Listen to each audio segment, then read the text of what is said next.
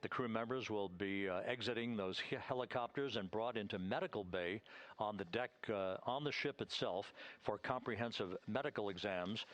They will spend a period of time yet to be determined on board the USS John Murtha before they are flown by helicopter to the shore in San Diego, to the San Diego Naval Air Station, and ultimately will board a NASA jet for the flight back to the Johnson Space Center here in Houston.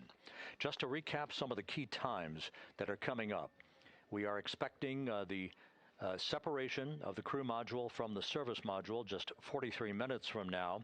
That is expected to occur at 6:33 p.m. Central Time, 7:33 p.m. Eastern Time. That will be followed just 4 minutes later by the crew module raise burn, the use of Integrity's thrusters one final time in a 19-second burn to slightly tilt the vehicle up into the correct orientation or angle of attack to ensure that it enters the Earth's atmosphere at the right angle, if you will. That will help deflect the buildup of heat against Integrity's heat shield.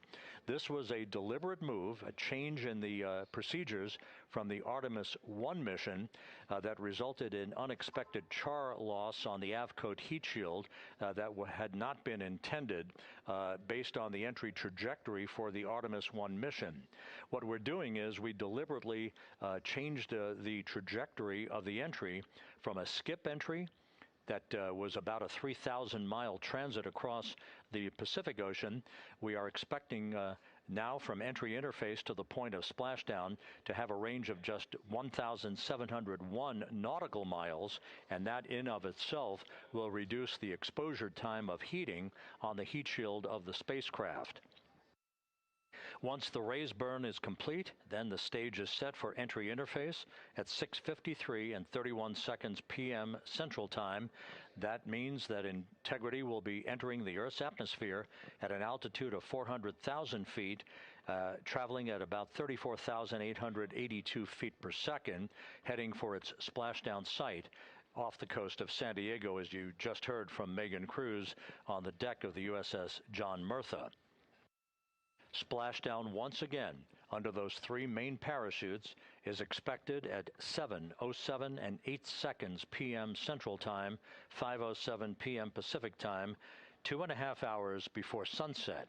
The actual total distance traveled for Integrity from launch to splashdown is estimated at 694,481 statute miles.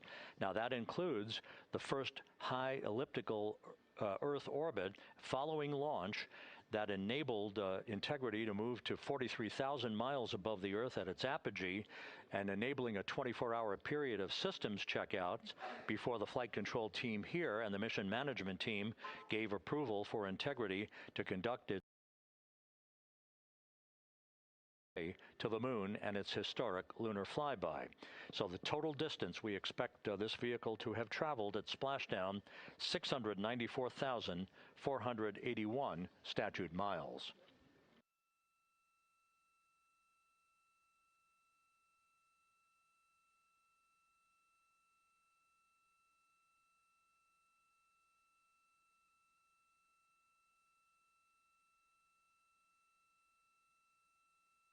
With everything proceeding on track and on time aboard Integrity, the vehicle system's in excellent shape as the Earth grows larger in the field of view.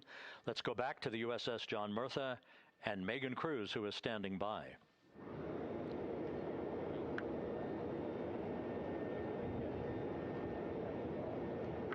Hey, yeah, Rob, welcome back. Again, we are out in the Pacific Ocean, staged just about 6.5 miles from where we expect Orion to splash down now in just over an hour. How exciting, and the weather, awesome conditions here. I know you see some wind blowing around my hair, but really nothing to speak of when it comes to having to recover our astronauts, as well as no waves here, really.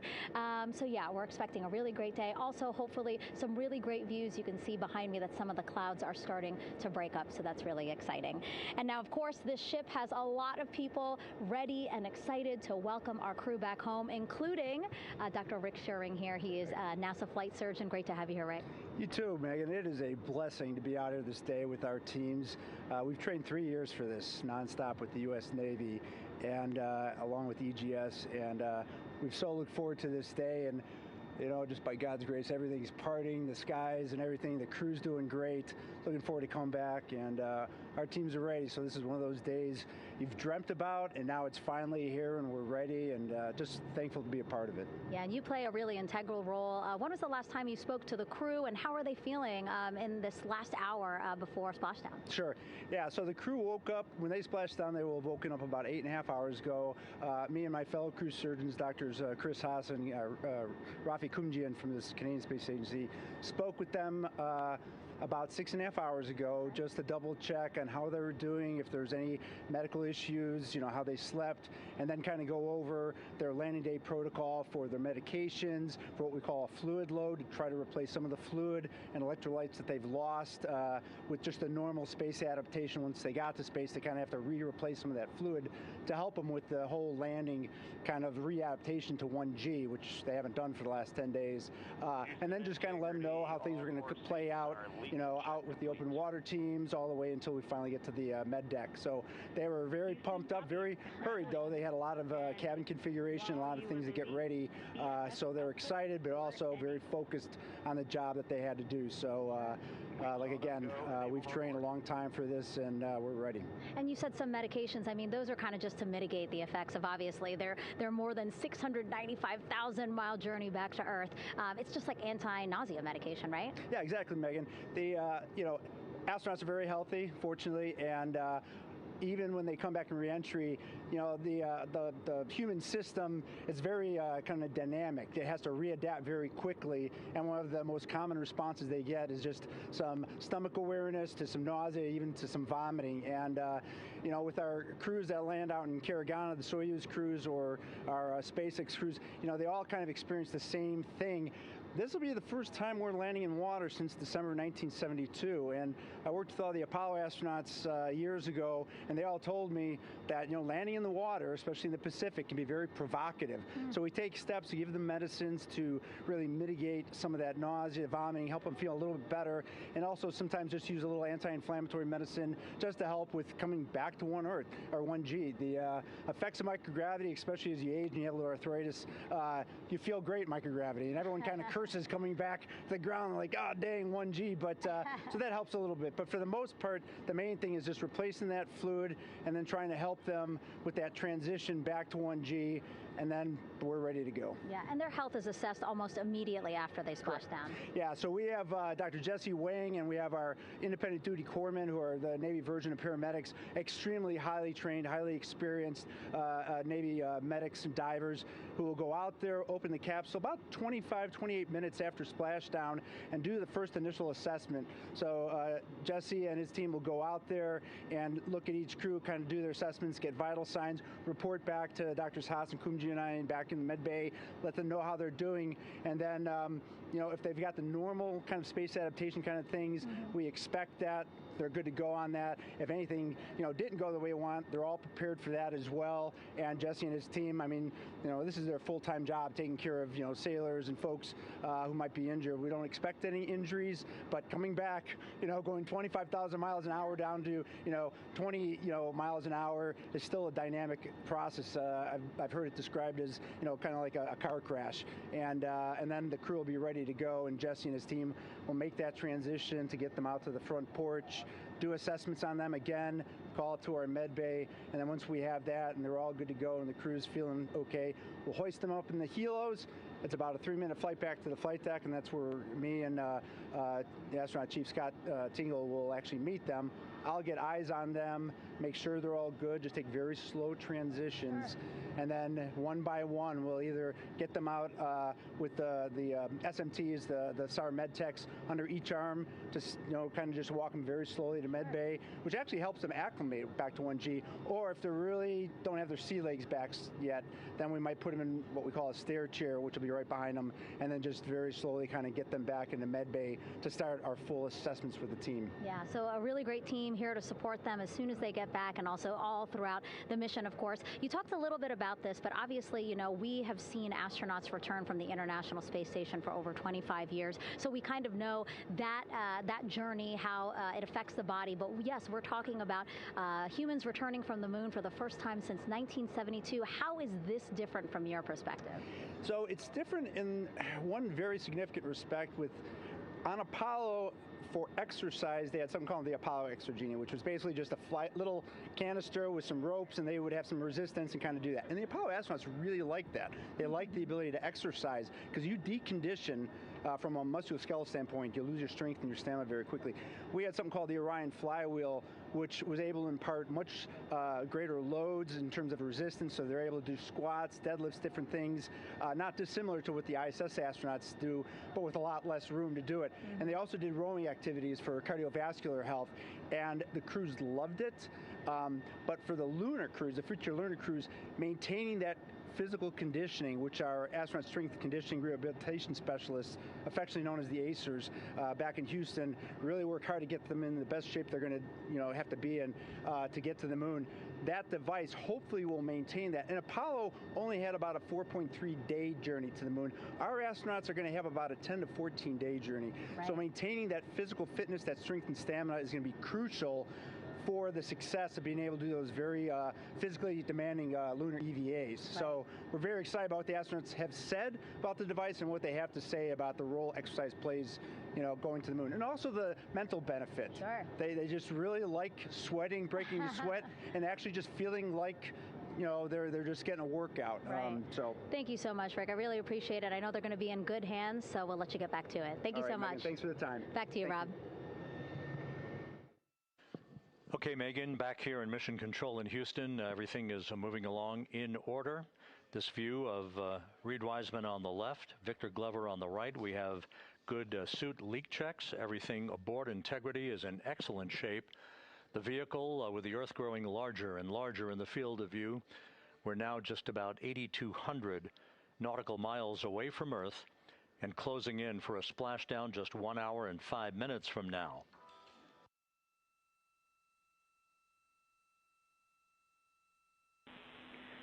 Integrity, just under a minute till your GPS maneuver initiates, and both GPS units look eager to acquire. Outstanding. Seats 3 and 4 are working on seat strap in now. Houston copies. Once again, as we start to close in on some of the major milestones, the first one coming up in just 31 minutes. And Integrity, just confirming the LCG gas trap was able to be closed out.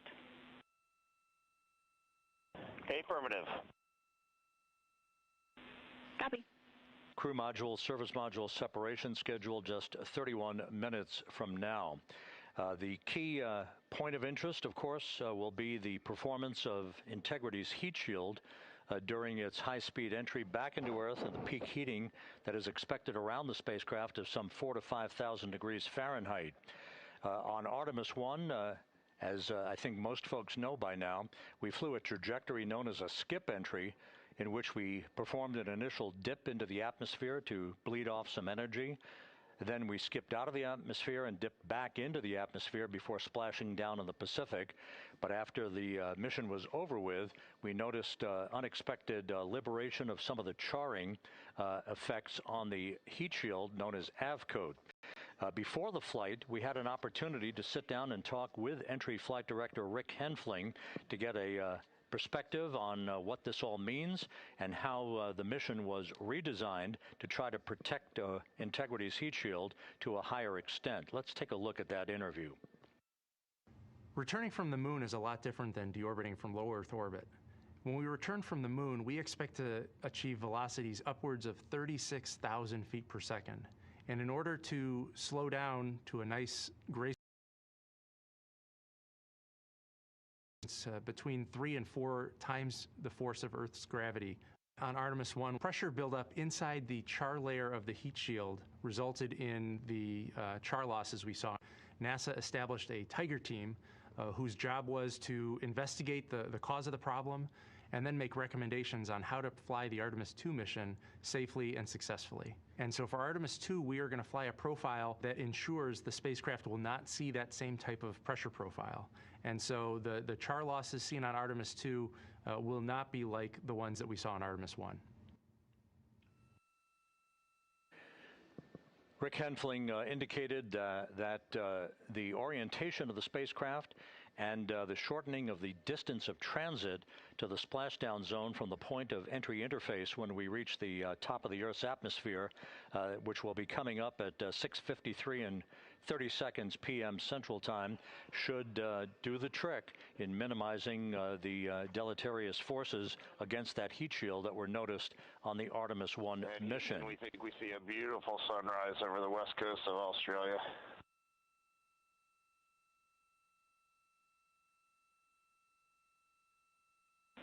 We copy. Commander Reid Wiseman reveling in his final hour in space on this mission as Integrity is passing over the southwest coast of Australia now at an altitude of some 7,600 nautical miles. That will begin the southwest and northeasterly transit across the Pacific Ocean. Let's talk a little bit more about some of the highlights and some of the numbers associated with the points of interest here. We are 27.5 minutes away from crew module, service module separation. That will be followed about 3.5 minutes later by the raise burn that we've discussed, a 19-second burn of Integrity's thrusters to fine-tune its angle of attack as it enters the Earth's atmosphere. Entry interface is scheduled 47.5 minutes from now. That's the point at which we will reach the top of the Earth's atmosphere, traveling about 34,882 feet per second at an altitude of 400,000 feet. Just 24 seconds after entry interface, we will begin a blackout period of 6 minutes in duration at 6:53 and 54 seconds p.m. Central Time. Now, right about 10 seconds after the blackout period begins, we are expected to reach peak speed, which would be 24,661 miles an hour. That'll be about 103 miles an hour short of the velocity record set by the Apollo 10 astronauts, Tom Stafford, Gene Cernan, and John Young, when they returned from the moon on the Apollo 10 mission in 1969. That blackout period is expected to last 6 minutes in duration. At 6:54 and 52 seconds p.m. Central Time, we'll reach our peak heating period of about 4,000 to 5,000 degrees while we're in a communications blackout from Integrity and its astronauts. That blackout should end at 6:59 and 55 seconds p.m. Central Time, at which point we expect to regain communications with the crew. Capcom Jackie Mahaffey here in the flight control room will be talking to the crew, calling them, and we'll await a response from the crew as they come out of that blackout period. And at that point, their altitude will be just 157,000 feet above the Earth, traveling at 13,000 feet per second with a range to splashdown of just 147 nautical miles. From that point on, the next key series of events will be the deployment of a series of parachutes that we discussed before. First, the forward bay cover chute deploy that will pull the forward bay cover away from the top of Integrity, followed by drogue chute deploy, and then the main chute deploy that's expected at 7:04 and 44 seconds p.m. Central Time. That will begin the gentle descent of Integrity towards its splashdown at just a velocity of just 19 miles an hour. And that will begin the recovery operations that you just heard Megan Cruz discuss with her folks on the USS John Murtha. All of Integrity's systems in great shape. The crew is suited up. Leak checks complete as we stand by for the next major milestone, which will be the crew module service module separation just 24.5 minutes from now.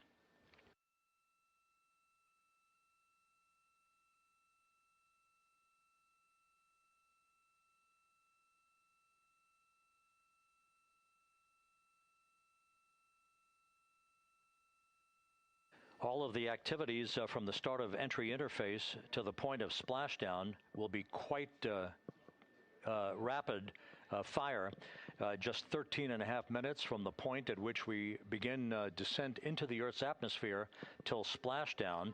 And just to show you, as Rick Shearing, the flight surgeon, alluded to in his interview with Megan Cruz, all of this happens to decelerate the vehicle from traveling around Mach 33 to just 19 miles an hour at splashdown.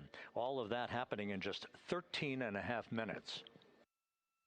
But the vehicle and the parachutes are all designed to support all of that, so we'll be standing by to report all that to you in sequential fashion as these milestones are ticked off and as we hear from the crew during its entry back into the Earth's atmosphere and ultimately when they emerge from the blackout period, and at that point we'll be just minutes away from splashdown.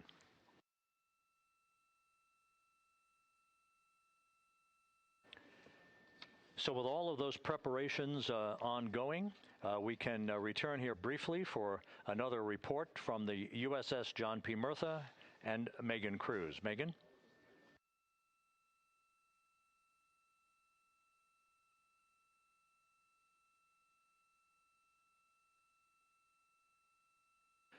And we'll regain that communication with the USS John P. Murtha just momentarily. In the meantime, everything is on track aboard Integrity, the flight control team here in Houston, led by Entry Flight Director Rick Henfling. The voice you will hear talking to the crew is that of Jackie Mahaffey. She will be reporting everything to the crew and receiving their reports as they enter the Earth's atmosphere for their 13-and-a-half-minute plunge back into the atmosphere for splashdown off the coast of San Diego. Now we have the ship back with us and Megan Cruz aboard the USS John P. Murtha. Megan? 11 balloon, right?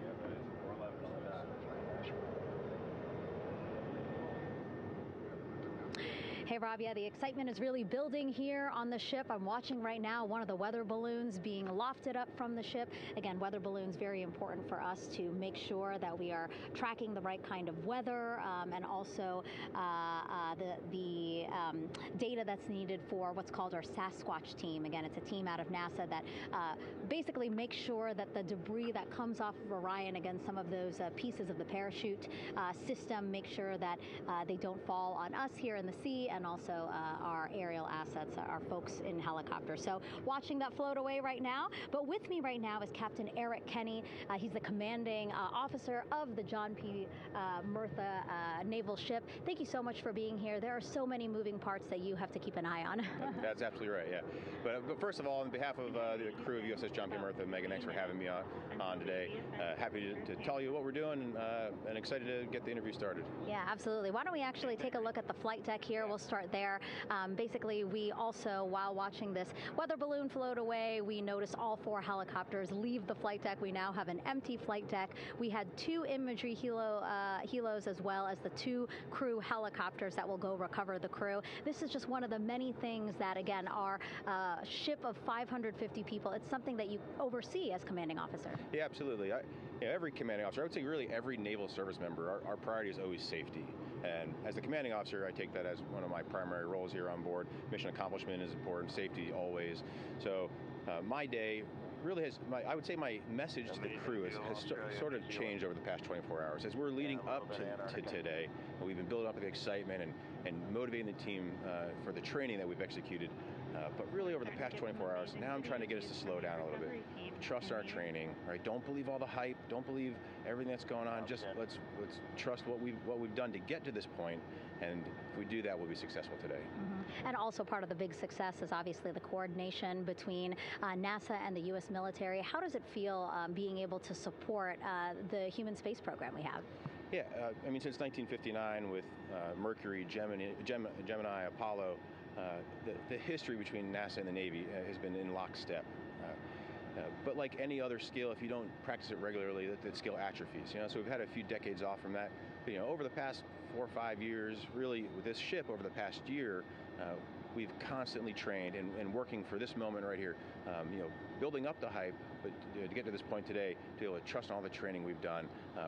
we've worked with, working with NASA, the Air Force, the medical team, dive team.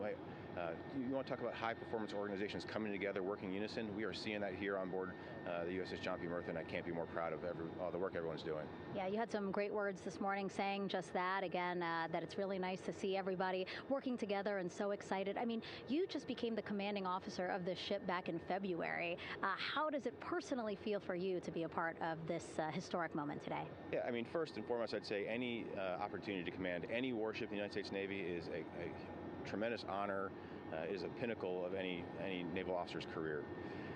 That being said, as my change of command was approaching, and I realized that Artemis was going to be in the window here, to say that I'm humbled and honored to be here is an understatement. What really just excites me is the opportunity to see this crew, who has been training so hard over the past year plus, come together. It is what inspires me. Listening to NASA and the ownership and pride they take. They make my crew better. I think we're making NASA better together. That synergy is something that I'm happy to see and hopefully take forward with me in my career. Yeah, it's all about partnerships. We couldn't do it without you, and we couldn't have gotten to the moon without our international partners as well. So thank you so much, Captain. It was really great to have you here today. Thanks, Megan. Awesome. All right, Rob, back to you. Thank you, Megan. Back here in Mission Control in Houston. We just had a quick view of the crew. We'll get that view back, and there they are again. Here in Mission Control, the entry team of flight controllers led by Rick Henfling and Jackie Mahaffey serving as the spacecraft communicator. We have just handed over communications links from the Deep Space Network that we communicated with the crew through from the time of the translunar injection burn back on April 2nd. We've just handed back to the Tracking and Data Relay satellite system as we prepare for the crew module service module separation that will take place just 17 minutes from now. With the Earth looming in front of Integrity as it barrels back for a splashdown of the Pacific just 50 minutes from now, we're just 5,700 nautical miles from splashdown. Just one other quick note about the comparison from the Artemis I entry profile to the Artemis II entry profile and how that is serving as an extra layer of protection for Integrity's heat shield. The Artemis I entry had an entry range of some 3,178 nautical miles, a very long downtrack and a very longer period of exposure to heat loads than we're experiencing tonight. It also had that skip entry profile that we discussed earlier, dipping into the Earth's atmosphere, then back out, then back in. It was about 20 minutes of exposure. Integrity, Houston, comm check on TDRS. Jackie, we have it loud and clear on TDRS. We have you the same. And there's one of the weather balloons being deployed from the USS John P. Murtha.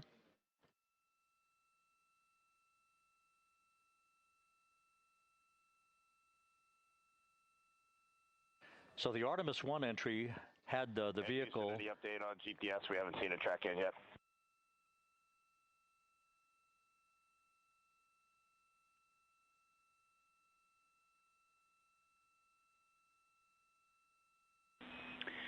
Reid, we are watching. We are starting to get into the window where they may start acquiring, so should be within the next 10 minutes. Okay, sounds good. We're holding at step 17 and getting ready for CM-RCS hot fire.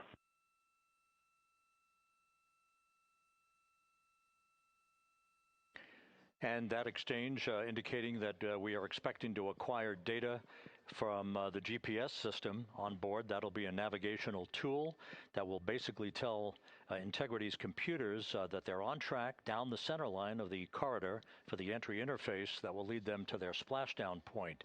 Once again, the Artemis I entry exposed the heat shield for about 20 minutes of peak heating. For Artemis II, we're going to reach a downtrack distance of 1,701 nautical miles from the point of entry interface with just 14 minutes of duration.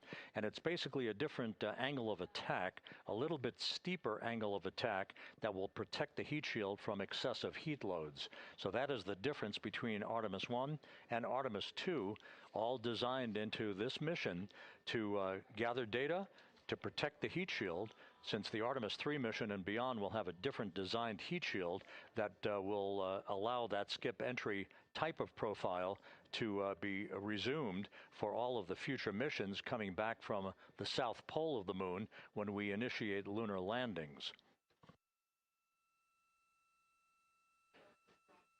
So we've handed over to the tracking and data relay satellite system. That's where we'll have communications for the rest of the flight. Just to give you some time hacks here, we're 13.5 minutes away from crew module, service module separation, and just 17 minutes away from the raise burn, that 19-second firing of the thrusters that will basically be the final fine-tuning of the angle of attack for integrity as it enters the Earth's atmosphere.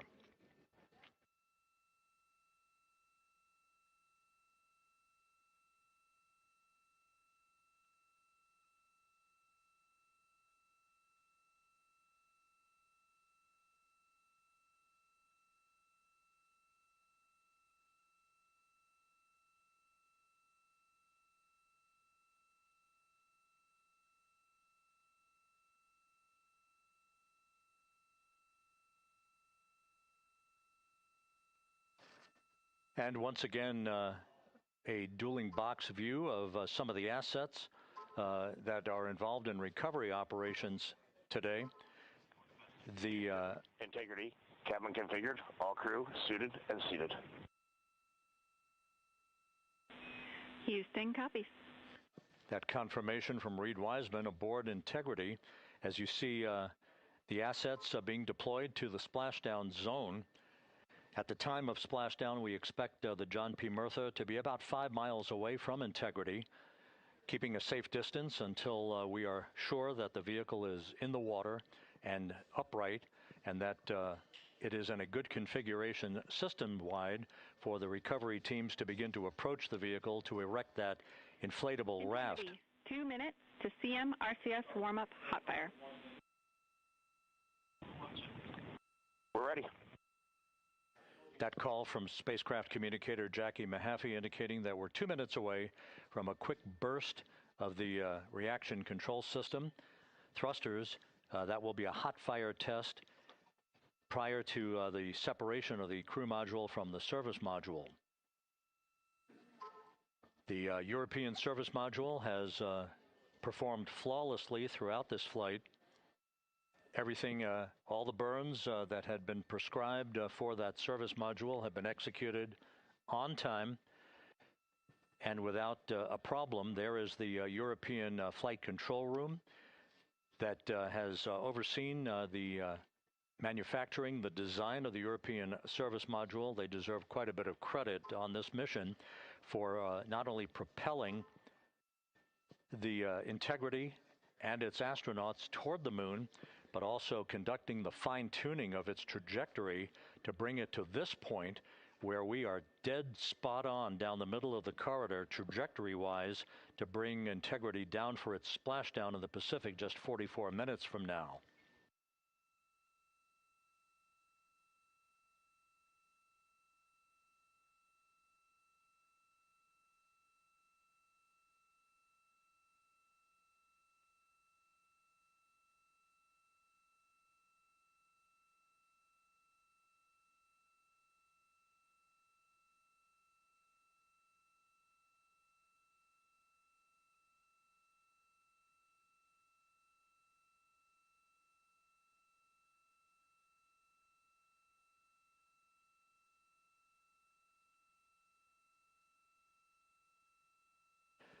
What you're looking at is a computer-generated visualization based on real-time telemetry from Integrity, currently traveling about 16,000 miles an hour.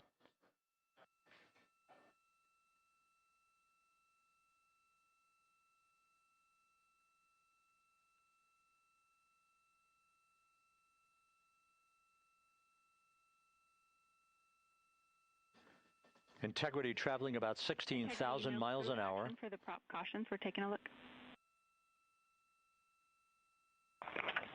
Copy that. Now just about 5,100 miles from Earth. Splashdown scheduled 43 minutes from now. We're just 9.5 minutes away from the crew module service module separation.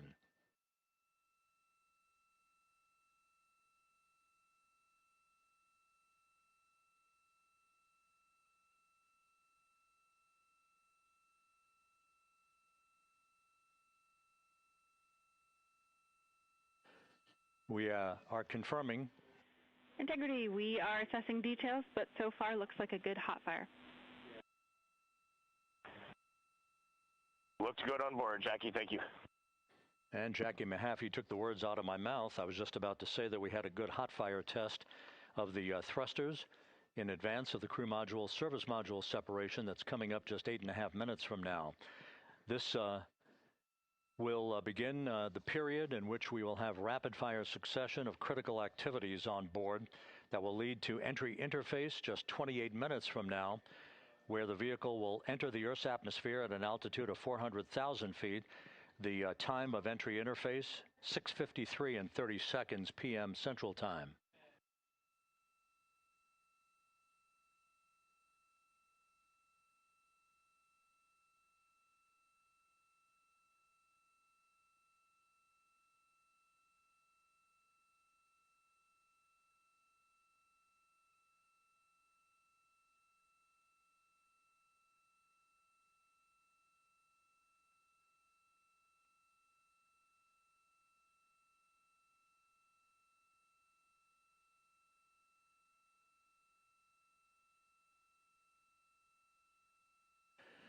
Integrity's astronauts were awakened at mid-morning to begin their entry preparations.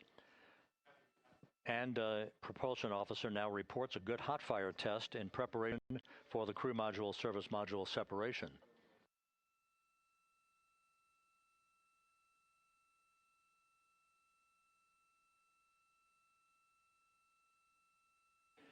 We're now inside 41 minutes until splashdown.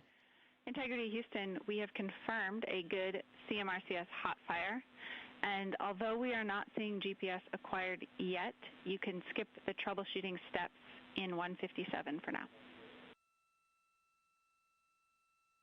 Integrity copies.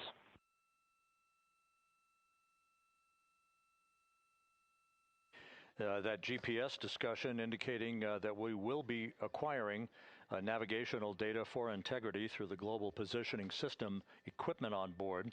We just don't have it yet, but we will. All of Integrity's systems are in great shape to support its high-speed entry into the Earth's atmosphere. It, once again, will reach a peak speed of 24,661.21 miles an hour. Your call on GPS. We at least have GPS 1 looking good on board.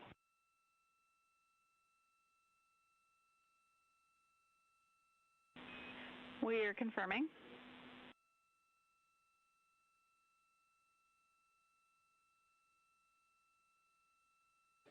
The guidance, navigation, and control officer here in Mission Control confirming that we have good lock on GPS data. We are on a communications link now through the tracking and data relay satellite system. Now, following splashdown, we're going to lose that link and go to what's called a VLDR, a very low data rate communications link, so that we can talk to the crew inside Integrity as they are on the water. Integrity, confirm we do see good GPS.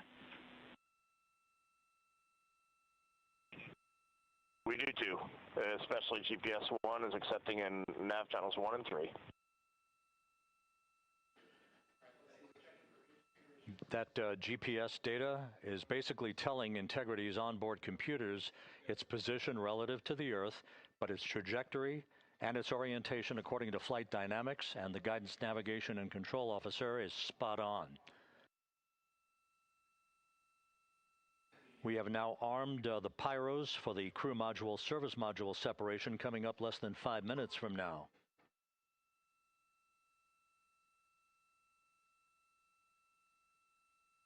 Once again, just 10 seconds after entry interface, we will see Integrity reaching its peak speed of 24,661.21 miles per hour. That will be just seconds before we begin a 6-minute blackout period. Integrity, Houston. Your vehicle is in a good config for CM-SM SEP and go for CM raise. Houston, we see the same on board and copy go for CM raise.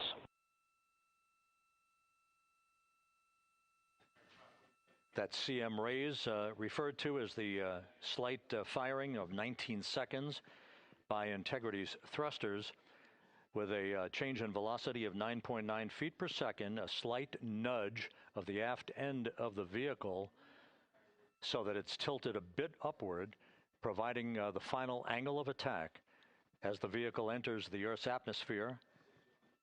This being the mitigating factor that will reduce heat loads on the heat shield as we reach a point downrange from the start of entry interface, some 1,701 nautical miles to the splashdown site.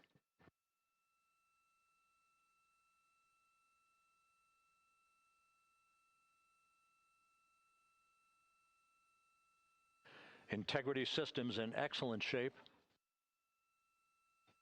We are currently 3,300 nautical miles left in this mission.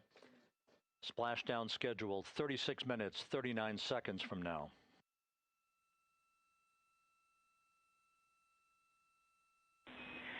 Integrity, Houston. For the 2 enabled prop cautions, what happened is while the thrusters were firing, multiple pressure sensors on each of the strings diverged a bit from each other. Those limits look to be set pretty tight. We think it could happen again when the thrusters fire in the future, so we are going to suppress those messages. We concur with suppress, not inhibit. Thank you. That exchange between Jackie Mahaffey, our Capcom for tonight, and Reid Wiseman aboard Integrity, indicating basically to ignore sensor data. All of Integrity systems are in good shape.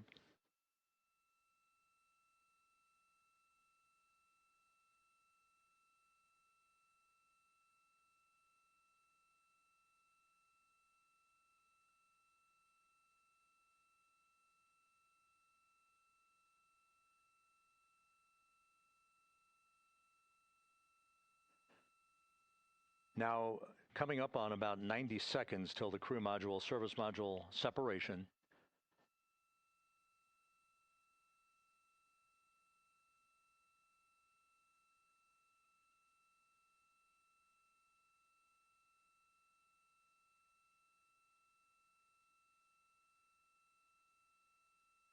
All quiet here in Mission Control as we enter the most critical phase of the completion of this flight. All of the preparatory activities leading up to the vehicle entering the Earth's atmosphere just 21 minutes from now.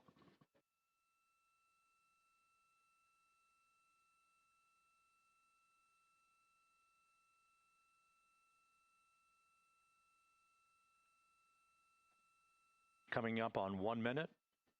Mark 1 minute till crew module, service module separation.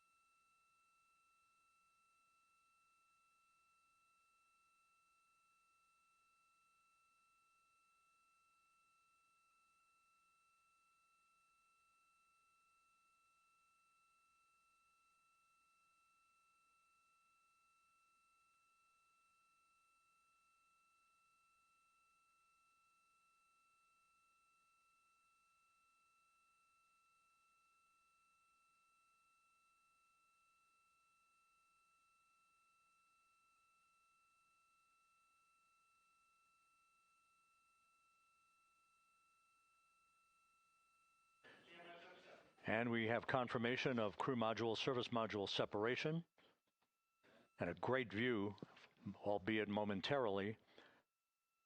Houston, good step on board. Houston copies and concurs. The European service module now separated from Integrity, a job well done. Integrity, no action for the 4 CDH cautions. Those are SM related, not applicable. Integrity.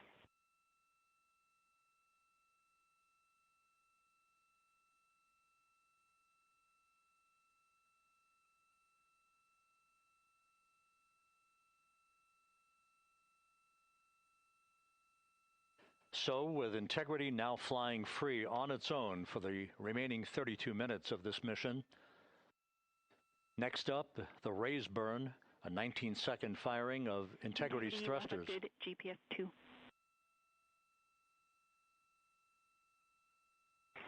Integrity copies. Good GPS 2. Coming up on the 2-minute mark until the raise burn. Again, this is the final tweaking of the orientation of Integrity to put it in the right angle, if you will, the angle of attack that it will fly in during its entrance into the Earth's atmosphere. Entry interface now just 18 minutes, 25 seconds away.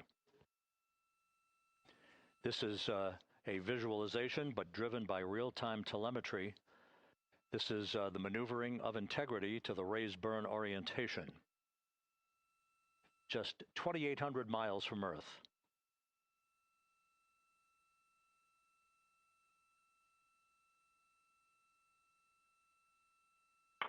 Houston, we got a great view of the European service module out the window with the sun hitting the side and the solar rays and the NASA worm right there. It's a beautiful looking machine. Roger.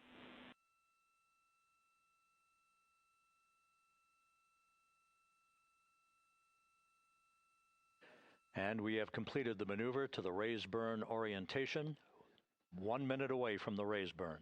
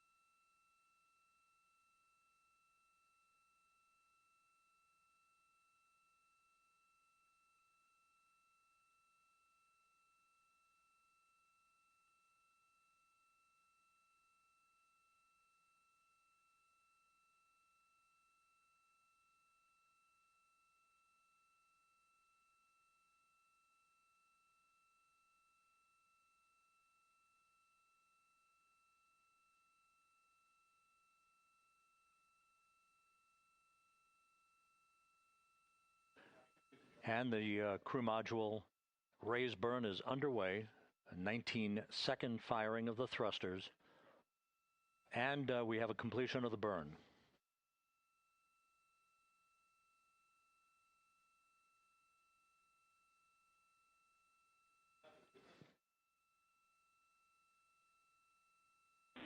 Integrity, good. CM raise burn. Your flight path angle is within limits.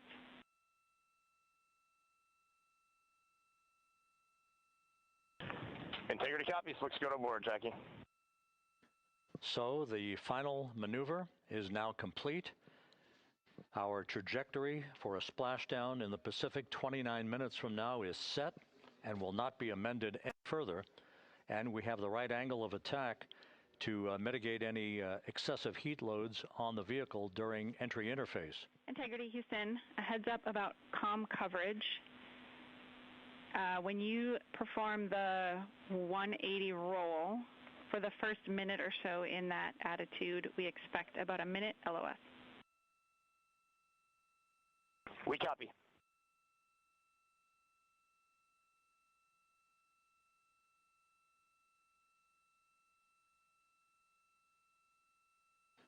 So for those who are watching the series of events coming up, we will enter the first traces of Earth's atmosphere 14 minutes, 45 seconds from now. 6:53 and 30 seconds is what is pegged for entry interface at an altitude of 400,000 feet traveling at approximately 34,800 feet per second, range to touchdown or splashdown 1,701 nautical miles. 24 seconds after entry interface, we will enter a 6-minute blackout period in which we will lose communications with the crew. This is expected due to the buildup of plasma around the vehicle. That's an ionization effect due to the collision, if you will, of the velocity of the spacecraft with the friction of the Earth's atmosphere. That 6-minute blackout is expected to begin at 6:53 and 54 seconds p.m. Central Time. During that period of time, we will reach our peak speed of 24,661 miles per hour. That comes just short, based on unofficial data from the flight dynamics officer right now, will come just short of the velocity record set by Apollo 10 of 24,791 miles per hour in 1969. We expect peak heating on the vehicle at 6:54 and 52 seconds p.m. Central Time, a minute and 22 seconds into entry interface. At that point, we will be just 204,000 feet above the Earth, traveling at 33,000 feet per second. The blackout period is expected to last 6 minutes. We expect that blackout period to end at 6:59 and 55 seconds p.m. Central Time. From the end of the blackout period until splashdown, it is just 7 minutes, at which point we'll start deploying the series of parachutes to slow integrity down to an ultimate splashdown velocity of just 19 miles an hour. We see the same, waiting for the 180 rolls.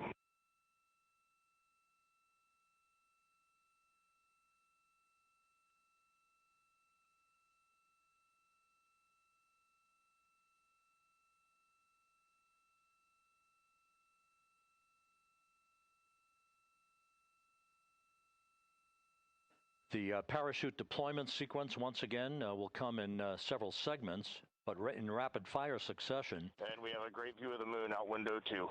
Looks a little smaller than yesterday. Guess we'll have to go back.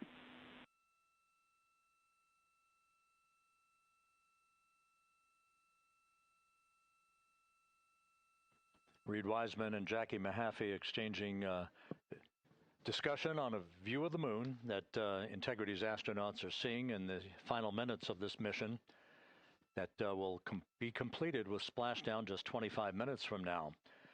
3 forward bay cover parachutes will be used to pull the forward bay cover off the top of the vehicle. Then 2 drogue parachutes will be deployed to slow and stabilize the crew module during its descent, followed by 3 pilot parachutes that will lift and deploy the main parachutes from the forward bay. The final sequence will have 3 main parachutes deployed. These will be 116 feet in diameter, each main parachute approximately 265 feet long when reefed. The parachutes will ultimately slow Integrity down from its peak speed of almost 33 times the speed of sound to a gentle 19 miles an hour at splashdown.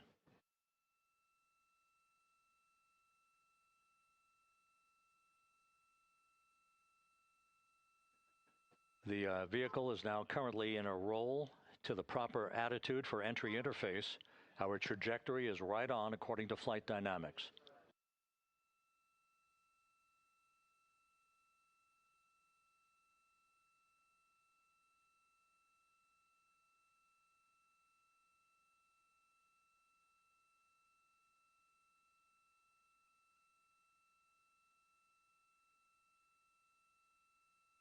Integrity is on a trajectory from southwest and northeast across the Pacific Ocean, descending at a rate of 15,000 feet per second.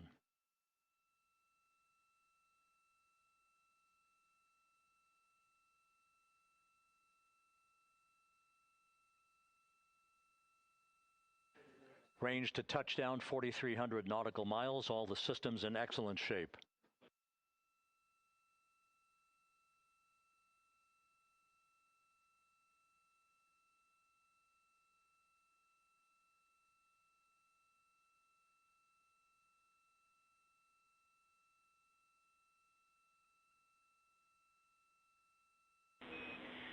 Integrity, Orion in the EI roll 180 attitude.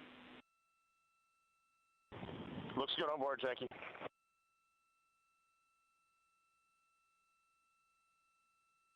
This view out of one of Integrity's windows.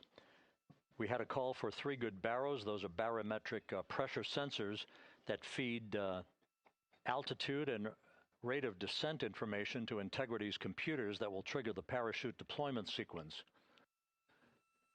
We are less than 9 minutes away from entry interface, 22 minutes from splashdown.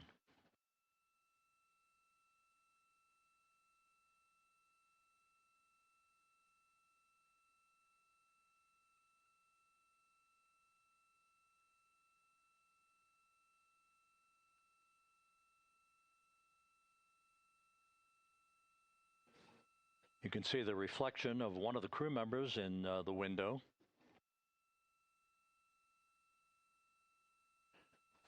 Out in the Pacific, the weather conditions remain go. Just a few clouds, some scattered clouds, winds at 10 knots, wave heights just about 4 feet. A gentle day in the Pacific for the homecoming of Integrity's astronauts.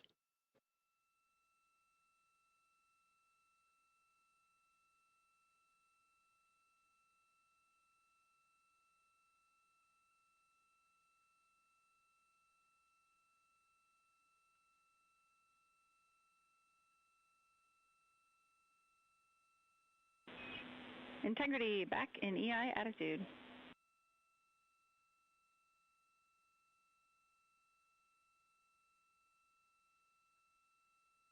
We see the same on board, Jackie.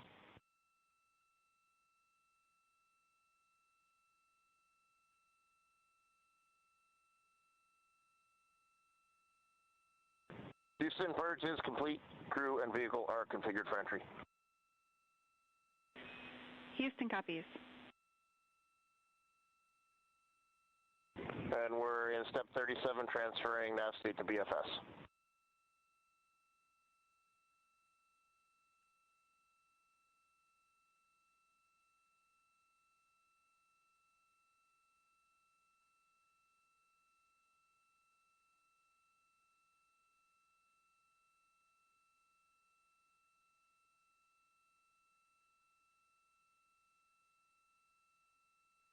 And Houston, in instruction 509, we are not below 0.2.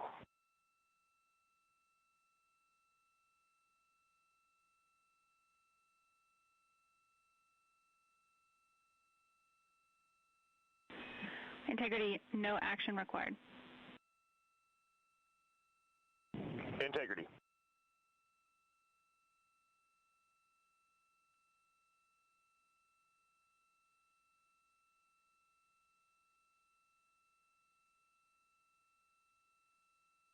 Now 6 minutes away from entry interface. We will hit the first traces of Earth's atmosphere at an altitude of 400,000 feet, traveling about 34,882 feet per second. Range to splashdown at that point will be 1,701 nautical miles.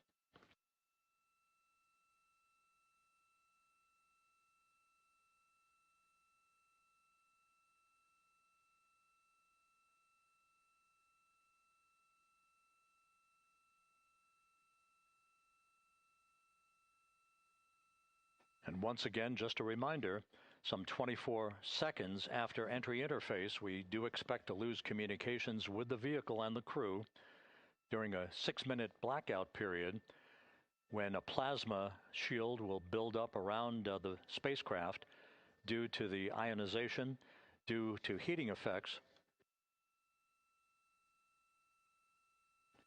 And Flight Dynamics has just confirmed we will have a blackout period of exactly 6 minutes in duration. And once again, that's due to the fact that a plasma buildup around the vehicle will prevent communications and data, so we will not be able to talk to the crew members at that time, nor will we receive data here in the flight control room. Houston, everything is looking good on board. Just confirm no pre-EI downloads. Houston concurs. That blackout period to begin at 6:53 and 54 seconds p.m. Central Time, and again will last about 6 minutes in duration.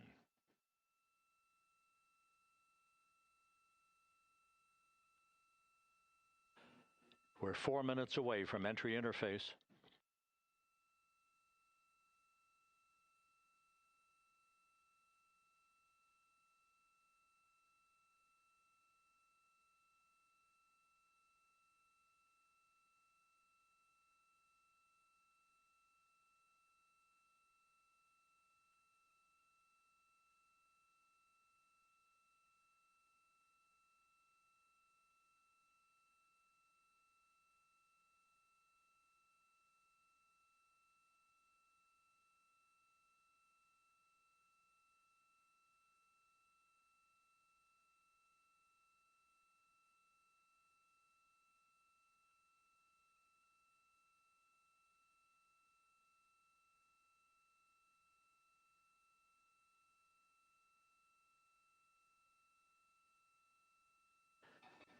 This view from Integrity as it crosses from southwest to northeast across the Pacific Ocean, 3 minutes from entry interface.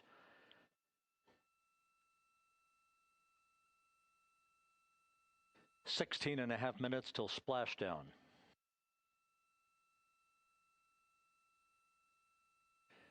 The USS John P. Murtha and the recovery team is on station and in position, as are the airborne imagery assets that we hope to receive imagery from as Artemis enters the Earth's atmosphere and through parachute deployment.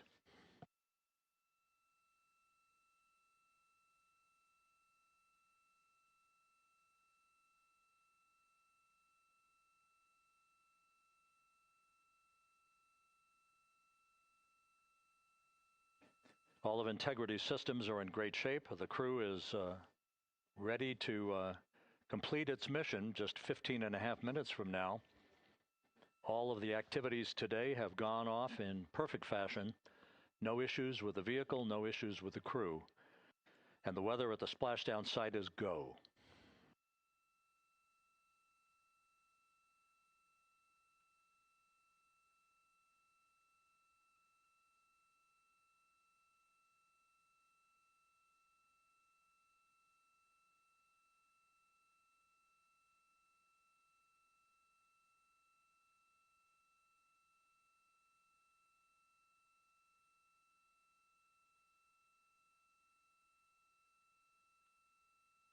Coming up on 1 minute until entry interface.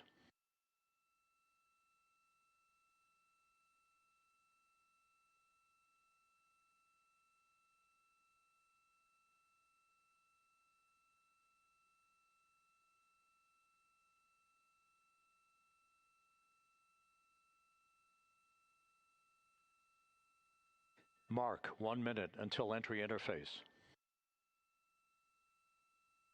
1 minute, 20 seconds until the expected start of our 6-minute blackout. Integrity, 1 minute to a 6-minute blackout. Integrity.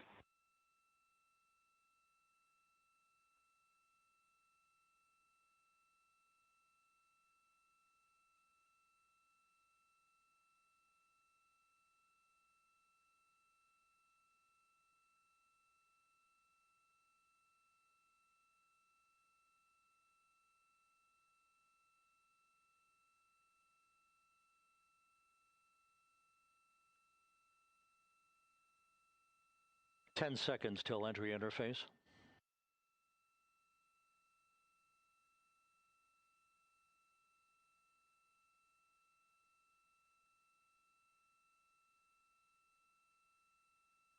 And we have crossed the threshold, now entering the Earth's atmosphere. We're at 400,000 feet, traveling 34,800 feet per second.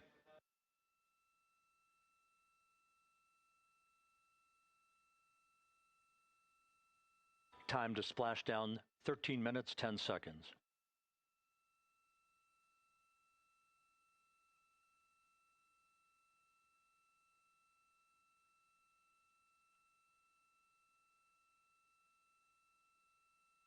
And as predicted, we've entered our communications blackout.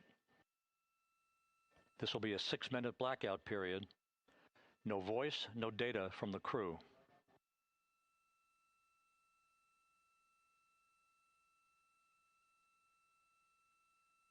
We're 30 seconds away from the anticipated point of peak heating on the vehicle, where temperatures will rise to about 4,000 to 5,000 degrees Fahrenheit. This is the true test of our trajectory.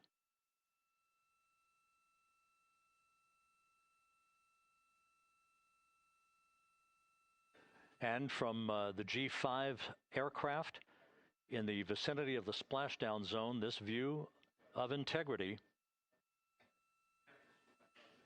So that pinpoint of light shows the vehicle as it enters the period of peak heating in the Earth's atmosphere, the first tug of gravity being felt by Integrity's astronauts since their launch back on April 1st.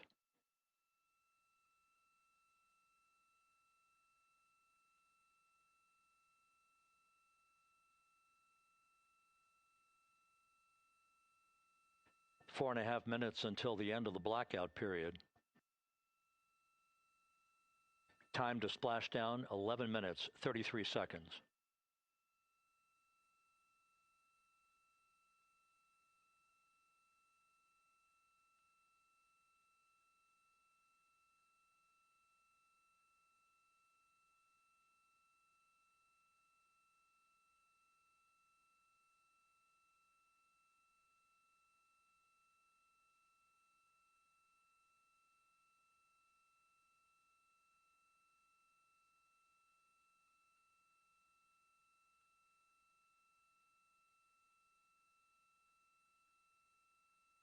The landing and support officer reports that the P-3 has acquisition on Integrity.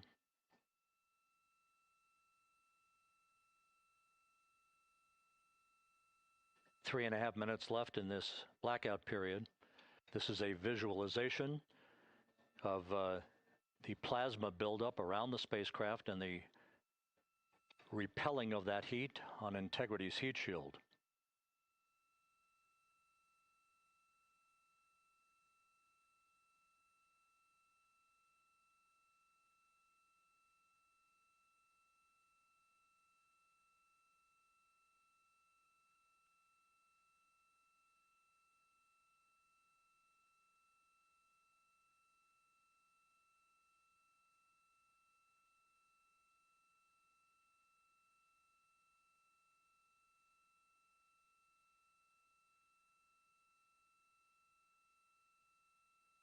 Flight Dynamics reports that airborne assets in the vicinity of the splashdown zone do have a visual on Integrity.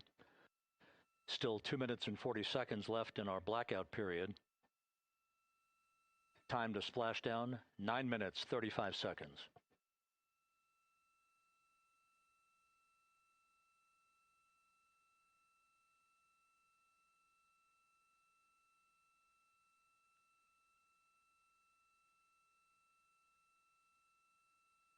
Multiple airborne assets as part of the recovery team all have visuals on Integrity.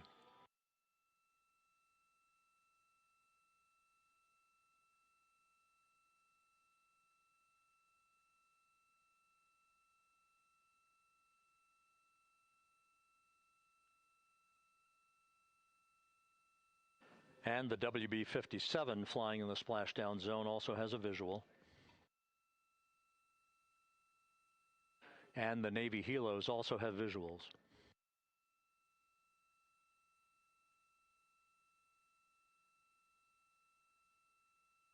We're still in the blackout period. Still do not have communications from the crew.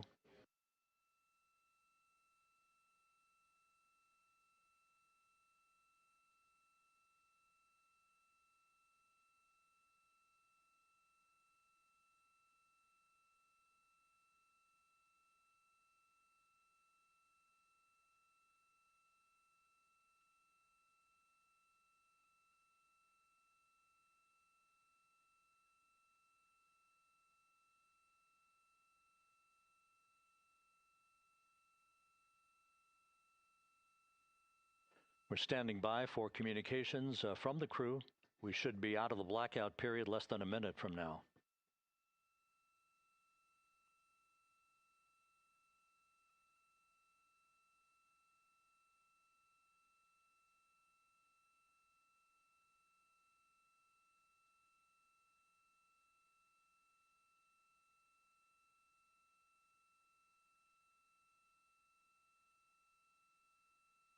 We are now processing data from integrity.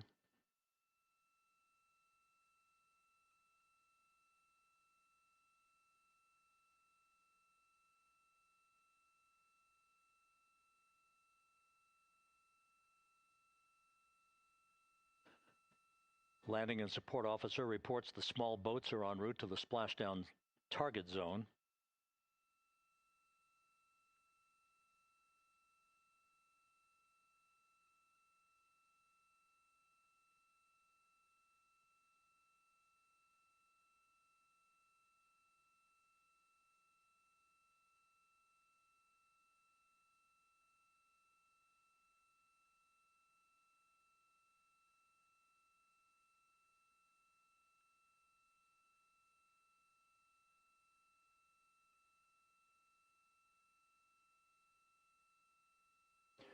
Passing through 150,000 feet, our trajectory is perfect. We're getting intermittent views of integrity.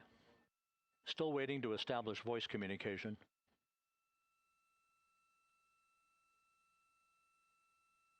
Integrity, Houston, comm check, post-blackout. Houston, Integrity, we have you loud and clear. Your trajectory is nominal, and your recovery teams have visual. Guidance looks good. No action for the enabled internal camera controller fail. Big cheers from the viewing room here in Mission Control as voice communication reestablished with Commander Reid Wiseman. For America and a waiting world, Integrity is 5.5 minutes away from coming home.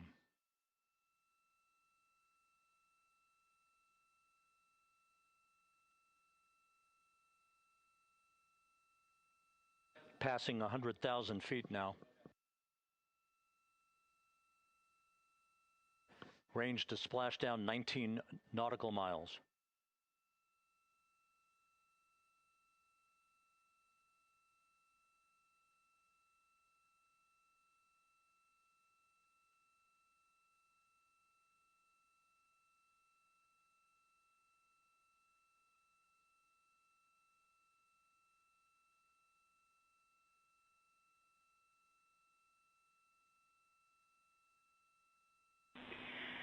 Integrity, impact to the camera controller fail is no cab 1 views of the chutes.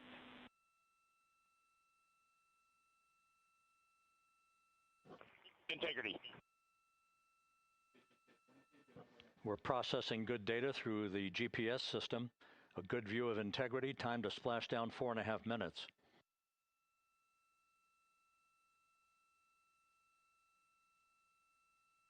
And a view of Integrity from the WB-57.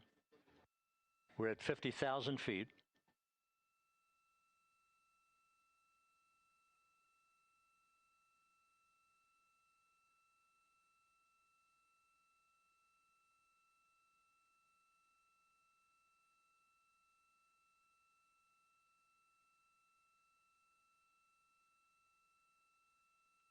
The pyros are armed for forward bay covered jettison.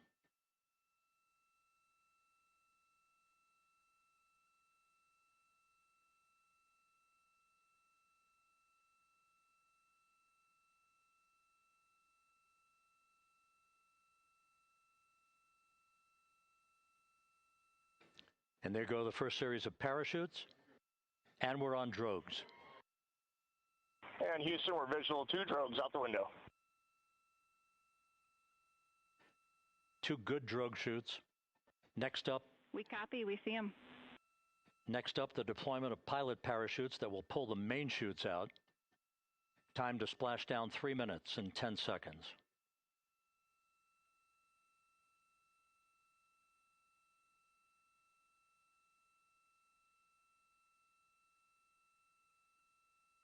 Perfect descent rate according to flight dynamics. Good rates on 2 drogues.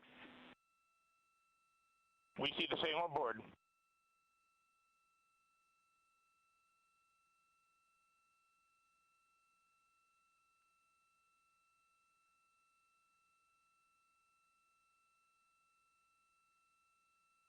Passing through 10,000 feet, still on drogues.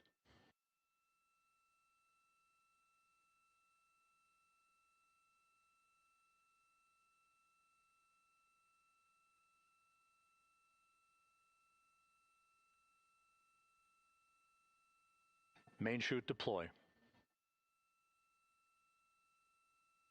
We're at 5,000 feet.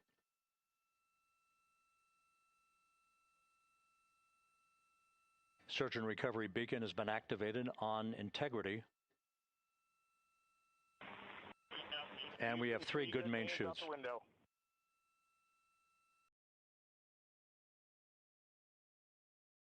And we see 3 good-looking parachutes.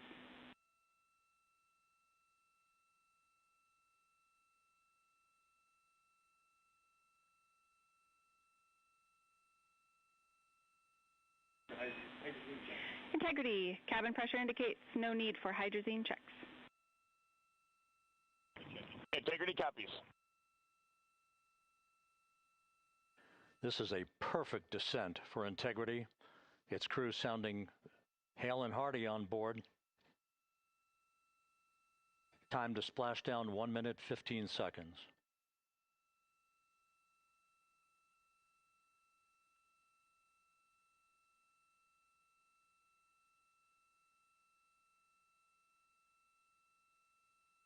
Integrity about to complete a journey spanning 694,481 miles from its launch from the Kennedy Space Center back on April 1st, and a trip around the moon.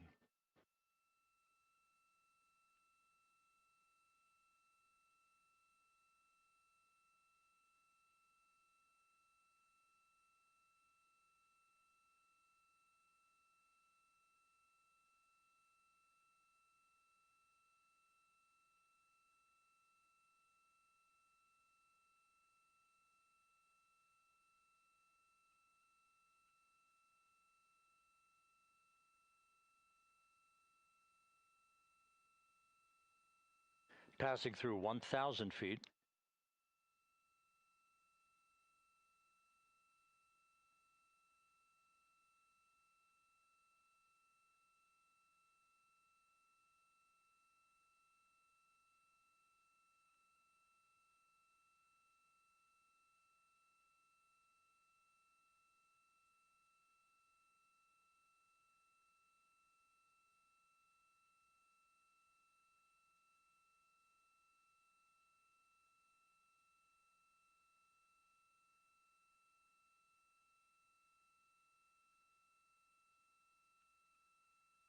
Houston Integrity, splashdown, sending post-landing command now. Splashdown confirmed. Copy splashdown, waiting on VLDR. Splashdown confirmed at 7:07 p.m. Central Time, 5:07 p.m. Pacific Time. From the pages of Jules Verne to a modern-day mission to the moon, a new chapter of the exploration of our celestial neighbor is complete. Integrity's astronauts back on Earth.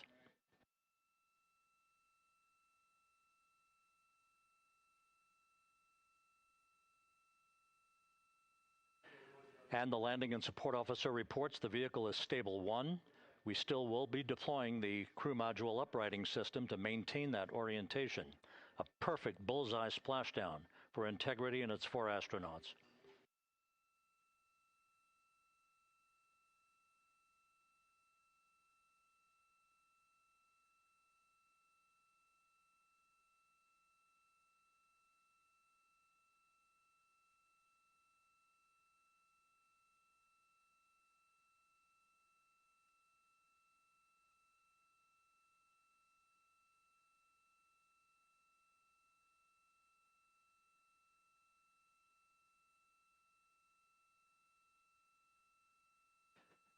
The unofficial splashdown time, 7:07 and 47 seconds p.m. Central Time. We'll get that refined for you. That would put the end of the mission at a mission elapsed time of 9 days, 1 hour, 31 minutes, 35 seconds.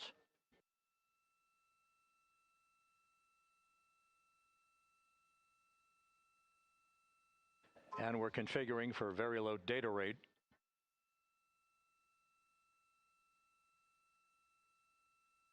Once again, splashdown occurring in the Pacific, southwest of San Diego at 7:07 and 47 seconds p.m. Integrity Houston, comm check on VLDR.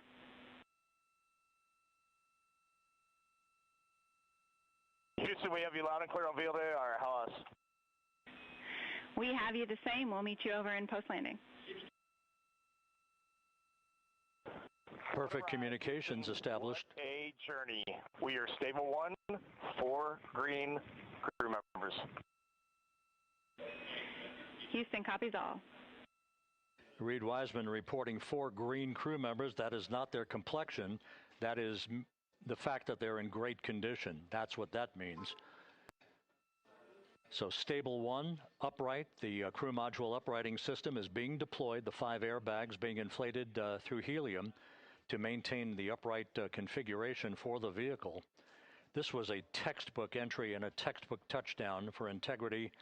Reid Wiseman, Victor Glover, Christina Koch, and Jeremy Hansen back on Earth after a journey around the moon.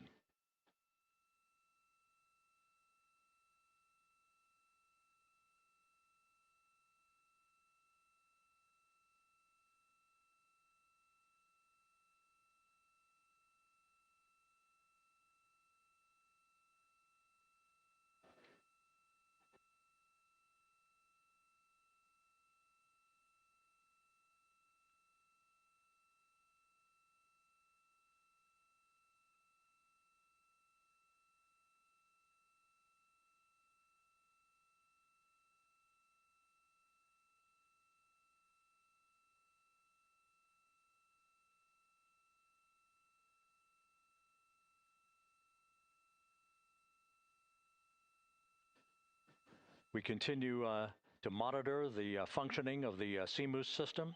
The airbags are being inflated to maintain a stable 1 or upright configuration. And there's a good view from one of the naval helicopters hovering overhead. Reid Wiseman reporting 4 green crew members, meaning they're all in excellent shape.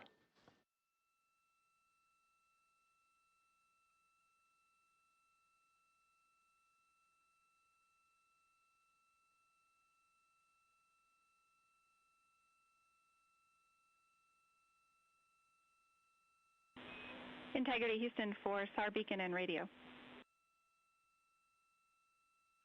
SAR beacon is in for 06, and we're powering the radio now. Go ahead. We see the beacon on. However, the recovery team is not seeing the signal. Your SAR radio uses the same antenna, so you may run into trouble with the radio. Okay, copy. And we are also powering up the sat phone now.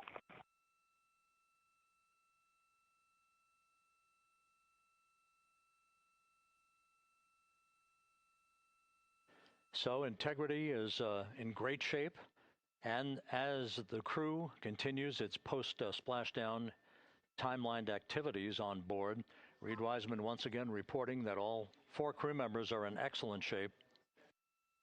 And we have 5 inflated airbags to maintain an upright configuration so that the recovery team can now begin a slow approach to the vehicle. Meanwhile, here in the flight control room, Entry Flight Director Rick Henfling is polling his team of flight controllers for the start of powering down the vehicle after a thorough systems check. We have no toxic gases to be concerned about, so the recovery personnel can approach the vehicle, but not until we have powered down the spacecraft. That's expected to take a few more minutes.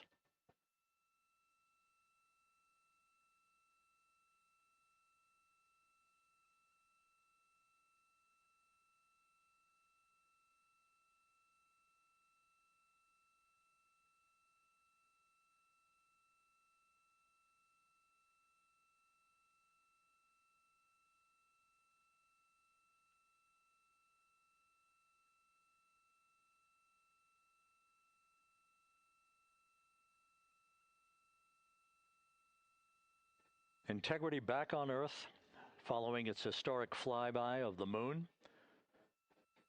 It was, for all intents and purposes, a textbook mission. On 28 but I'll remain on this frequency.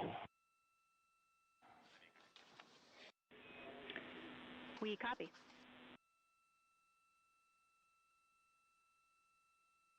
Reid Wiseman indicating some trouble with the SARSAT phone on board, but that's not an issue. What is more important is that the vehicle is solid.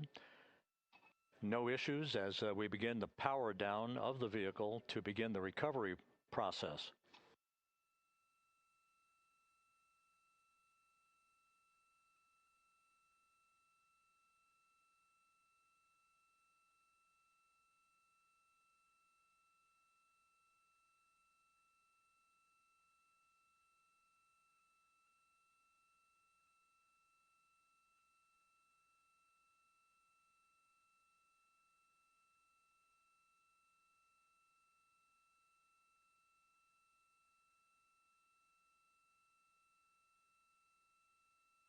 The propulsion officer here in Mission Control reports that we have safed the prop system on integrity. Can you say again? That was very weak and broken.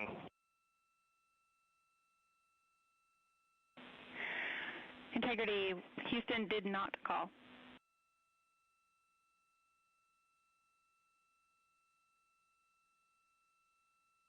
Copy that, Houston. It might have been on the SAR radio. Stand by.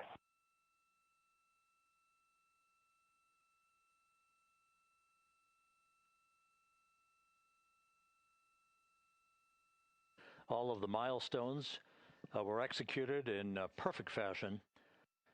Integrity entering the Earth's atmosphere right on time, reaching its peak speed shortly after a blackout period began. We emerged from the blackout period, but the recovery imagery airborne assets were able to pick up Integrity's descent almost immediately through entry interface, tracking the vehicle all the way down. And finally, you saw the sequence of chute deployments. First, the forward bay cover being pulled off the top of the vehicle by a series of 3 parachutes. Then the drogue chutes were deployed, followed by the 3 main chutes that slowed the splashdown velocity of Integrity to just 19 miles an hour.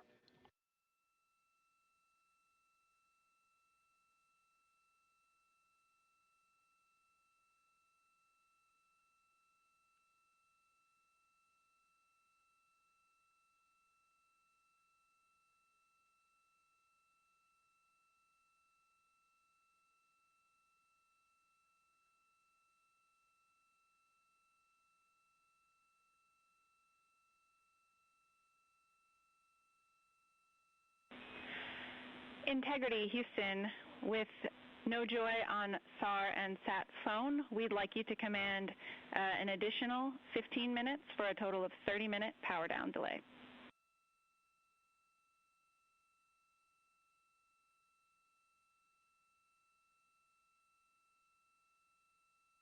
All right, Jackie, we have selected T/D+30.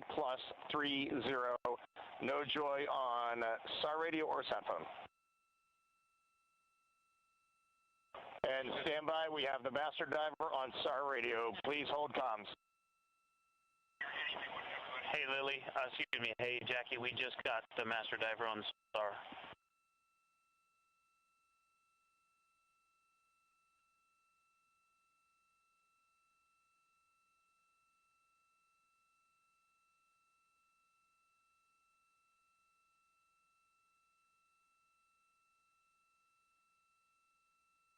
A good view of one of the fast boats. Integrity, Houston, if you are happy with your comm with master diver, you can go back to the 15-minute power down.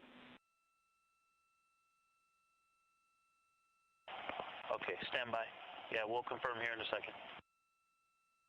The crew on board Integrity coordinating with the flight control team in Houston here in Mission Control on the timing of the power down of the vehicle, which will be the precursor to the recovery teams approaching the spacecraft. There are no issues with integrity. We've had a bit of broken capability in establishing a SARSAT or satellite phone communications capability between the crew on board Integrity and the recovery team. That will get sorted out here shortly. There's plenty of cooling on board Integrity, so there's no rush to begin the power down. I tried to call you on the sat phone and not getting an answer there either. Concur. We haven't had anything come through.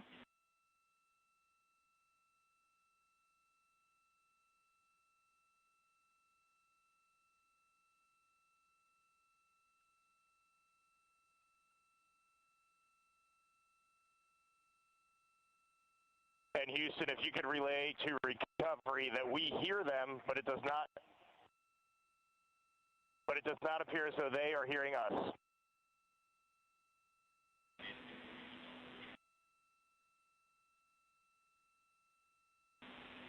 Houston copies, and Reid, just to confirm, you are pushing the PTT on the radio.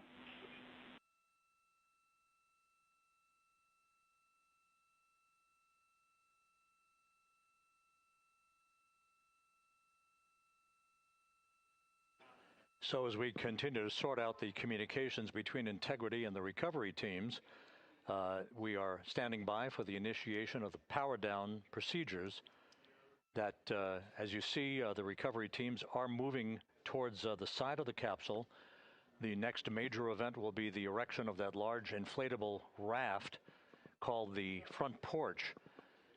That will be the port of call for the crew as they're being extracted one by one from the vehicle.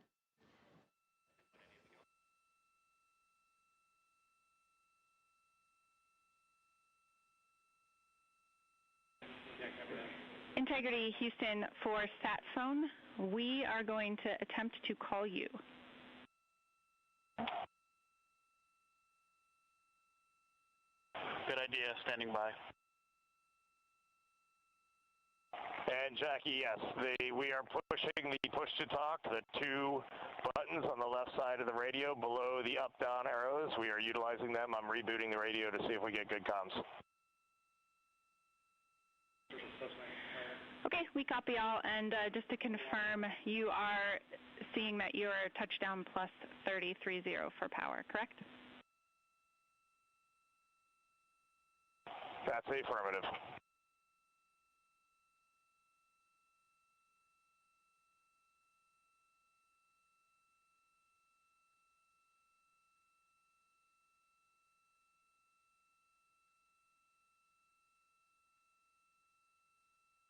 We are trying a backdoor approach to have mission control here call the crew on their satellite phone.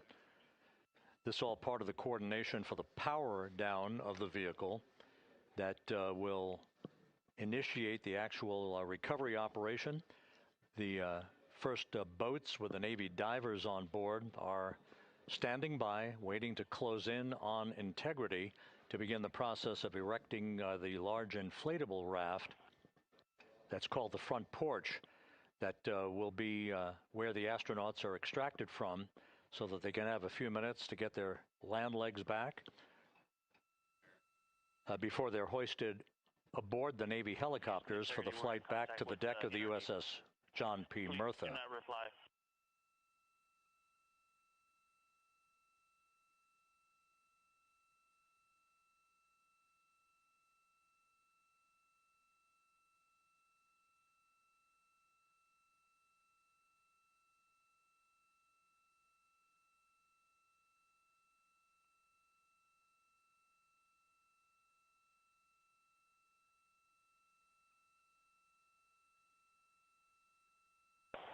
And Houston, please don't reply. NRD, very weak,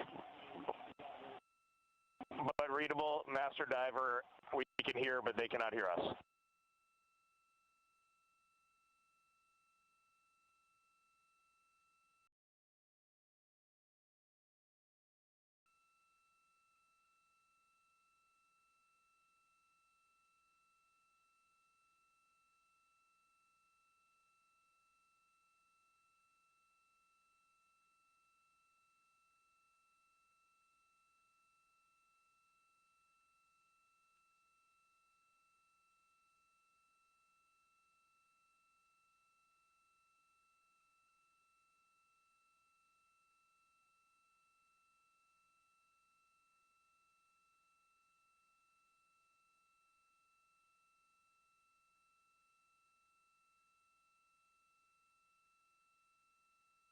And Houston on OE1, is there any chance to tie us into NRD?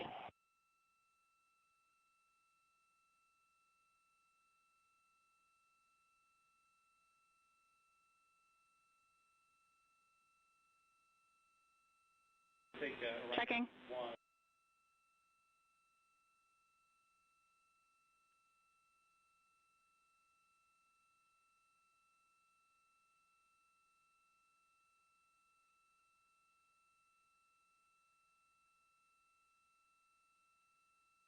This is Mission Control, Houston.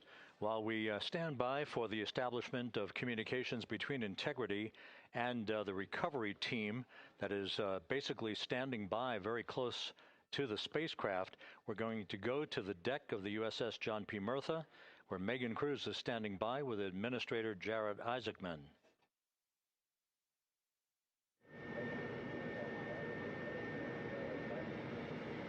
Hey, Rob, yeah, just such an honor to be able to be here on the ship, to be able to share and experience this moment with everyone together. And of course, as you just said, yes, here with NASA Administrator Jeremy Hansen. Administrator, how did you feel getting to witness this and seeing NASA at its best? Oh, I mean, I'm honestly, I'm still at a loss for words. I mean, you know, like the childhood Jared right now can't believe what I just saw. I mean, almost been waiting my whole lifetime to see this, and then it's NASA Administrator. I just couldn't be more proud of the entire workforce, the years, the effort, the late nights, all the hard work from across the country that contributed to this incredible moment right now. And yeah, incredibly grateful too for our teams here on the John P. Murtha right now. Yeah, look at them behind us here. Got everybody. Hey, what do you guys think? We just brought some astronauts back from the moon, huh? Unbelievable. Thank you. Yeah, so grateful to the Navy, the sailors that are here, the NASA teams. I mean, this is a joint effort that's on their way right now. These recovery forces are getting out to our Orion spacecraft, to Integrity, to get our astronauts back on the ship safely. Yeah, and this is not just an accomplishment for NASA. This is an accomplishment for humanity. Again, a historic mission to the moon and back. How does this make you feel, and what do you hope people take away from this? Well, I'll tell you, you know, I think about the crew members that we've all had an opportunity to observe over the last 10 days, right? I mean, they're absolutely professional astronauts. I mean, wonderful communicators, almost poets. But then I think these were the ambassadors from humanity to the stars that we sent out there right now. And I can't imagine a better crew than the Artemis II crew that just completed a perfect mission right now. So yes, it's a huge moment for everybody, right? I mean, we are back in the business of sending astronauts to the moon, bringing them back safely, and to set up for a series more. I mean, this is not a once in a lifetime, which you hear sometimes around here. It's like, this was a once in a lifetime. No, it's not. This is just the beginning. We are going to get back into doing this with frequency, sending missions to the moon until we land on it in 2028 and start building our base. Yeah, are we going to build on the momentum for Artemis III? I mean, it's just around the corner. Absolutely. So, I mean, that's, you know, part of me too. Like, I can't wait to get the crew off of Integrity right now, but also getting Integrity back on this ship so we can start taking a look at it, because all that data is so precious to us right now. I mean, we are going to definitely want to take a good look at the thermal protection system. We're going to want to download all the data they couldn't transmit back to us and use that to inform Artemis III. But we're already making progress, right? You had SRB segments already showing up at KSC. Core stage for Artemis III is rolling out on April 20th. We're getting Mobile Launcher 1 back in vehicle assembly building. So yes, there is a lot to celebrate right now on a mission well accomplished for Artemis II, and at the same time, we got to start getting ready for 3. Amazing. And last question, you know, for people who joined us for all 10 days to see what we can accomplish together with our international partners, what do you think about the fact that we're going to keep doing this more and more and more? It's incredibly exciting. I mean, yes, it's the contributions, like the best and brightest across the NASA workforce from across the country, our industry partners, our international partners. We had a Canadian Space Agency astronaut on board in Jeremy. We had the European service module. And you think in the days leading up to this launch, I mean, 48 hours prior to launching Artemis II, I was meeting with the Italian Space Agency. We signed a memorandum of understanding to build a habitation module on the moon. I mean, you have countries, all of our allies and partners coming together saying, we are committed to this effort. We are returning to the moon. We're doing it to stay. We are building that enduring presence. We are going to master the skills on the surface of the moon so someday we can undertake missions to Mars. It's just an incredibly exciting time, and we're not going at it alone. We're bringing everybody along with us. Absolutely. And speaking of everyone, one more time, we're going to ask the crew here, you guys ready to land on the moon? Awesome. I love that. Okay, well, thank you so much, Administrator. Appreciate you being here. We're, of course, going to stay on to watch the crew get extracted from Orion, so stay tuned, and we'll see you back here shortly.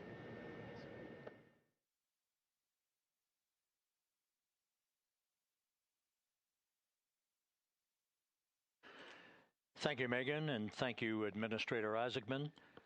We are in the process of working to establish that communications link and to establish the procedures that will lead to the power down of the spacecraft, which is gently bobbing in the Pacific following a bullseye touchdown that occurred at 7:07 p.m. Central Time, 5:07 p.m. Pacific Time, 2.5 hours before sunset in the Pacific, southwest of San Diego.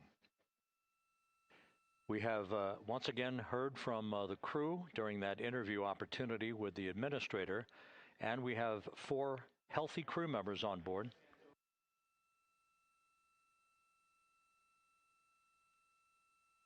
We now have confirmation that the vehicle has been powered down as per the procedures. So we have vehicle powered down, and the flight control team here in Houston, Flight Director Rick Henfling, has handed over mission authority to the Exploration Ground Systems team out in the Pacific. Now, we will physically not get off console with this team until the crew has been extracted into the front porch, that inflatable raft that will be erected along the side hatch of Integrity. So we're standing by for that in the next step in the recovery procedures. But everything is in great shape, and we have 4 healthy crew members on board the vehicle.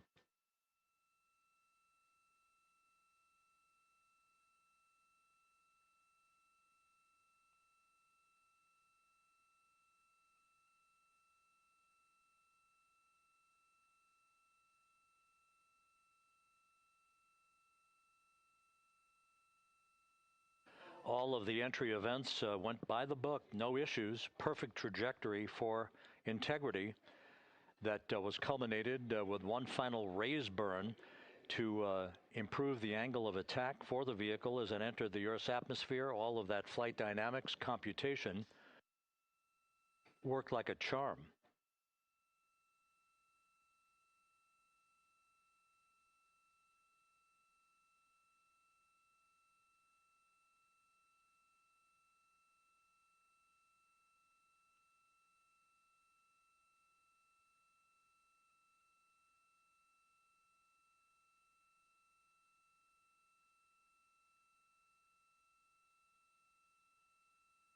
So we are standing by for the recovery team to approach Integrity and begin the process of erecting that inflatable raft called the front porch, which will see the crew members be extracted from the hatch of Orion into that inflatable raft before they're hoisted aboard 2 Navy helicopters in a variety of different configurations. Each crew member will be hoisted in sequential fashion, in alternating fashion, 2 crew members for each helicopter before they turn around to head back to the John P. Murtha. Once on the deck of the ship, they'll be brought into medical bay for comprehensive medical exams.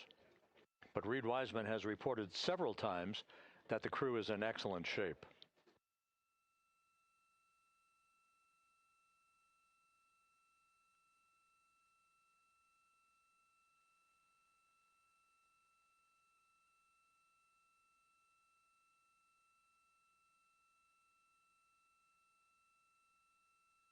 So just to recap, it has been some 26.5 minutes since the splashdown of Integrity in the Pacific. The vehicle is in excellent shape. It performed like a champ all the way down through the Earth's atmosphere. All of the vehicle functions were checked off in excellent trip hammer fashion. The parachutes all deployed as planned.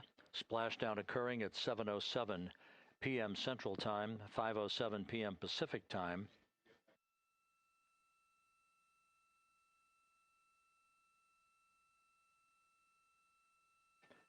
And after a bit of a tussle to try to establish a communications link with the recovery team, we were finally able to run through the procedures for the powering down of the vehicle.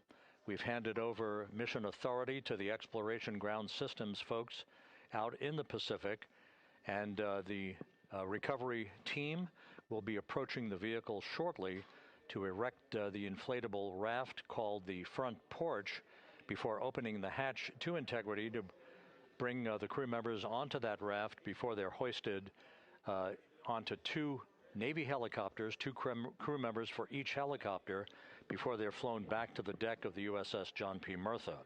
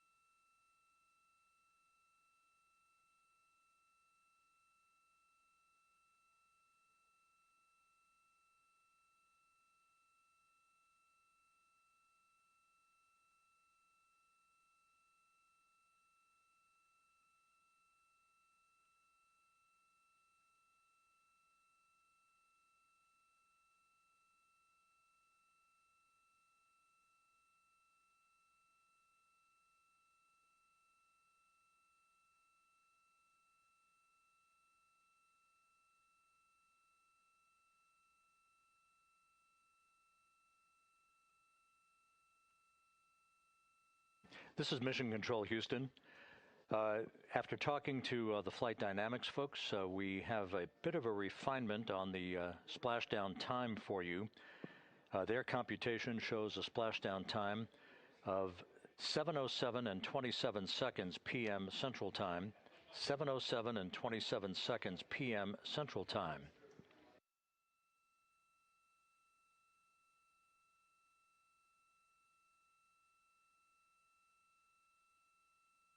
That would equate to a mission elapsed time of 9 days, 1 hour, 32 minutes, and 15 seconds.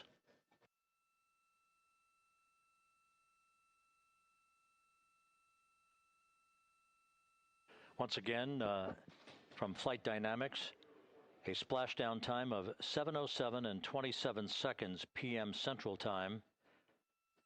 That would equate to a mission elapsed time of 9 days, 1 hour, 32 minutes, and 15 seconds.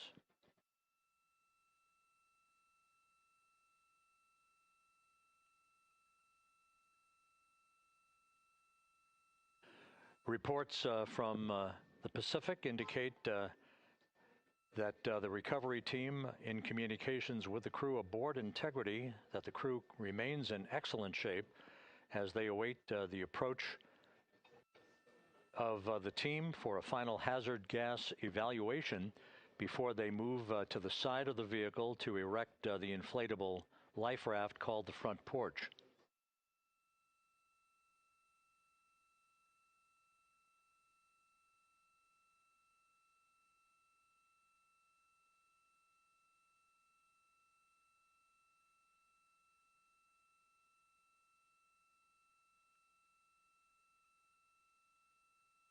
Again, no issues with Integrity. The vehicle is powered down. All of its systems are now safed. We have handed over mission authority to the Exploration Ground Systems folks in the Pacific, but we will not stand down and have the entry flight control team depart its positions until that inflatable raft, the front porch, is erected, the hatch open, and the crew having exited the vehicle. So that's the next step in the recovery process that will lead to the hoisting of the crew members. For 2 crew members for each helicopter, they'll be hoisted to a pair of Navy helicopters that will then fly a short distance back to the USS John P. Murtha. What you're looking at is one of the fast boats circling the vehicle to make a hazard assessment.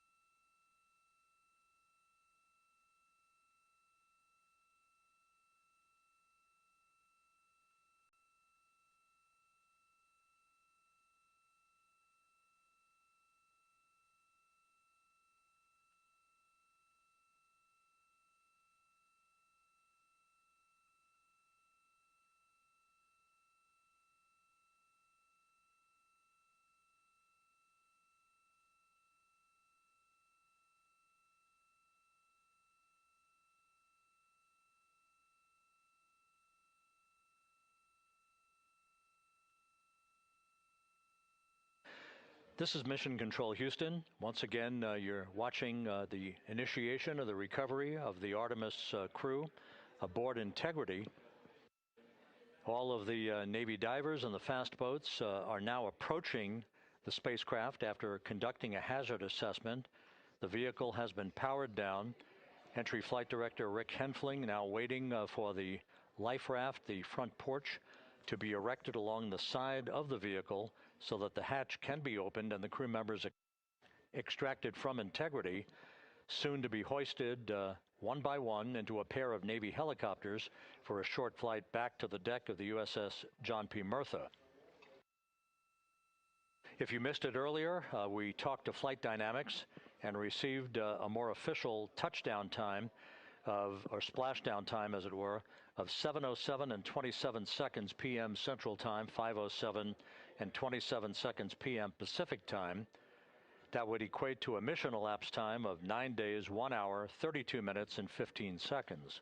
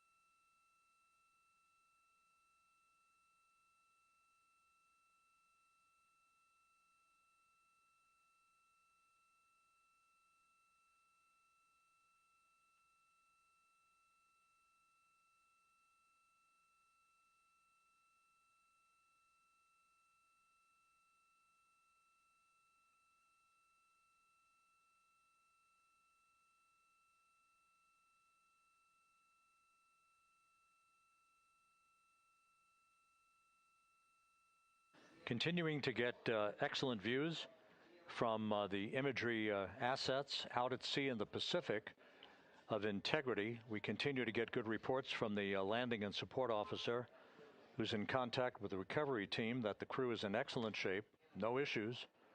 They're just currently biding their time, waiting for the front porch to be erected. We have no hazardous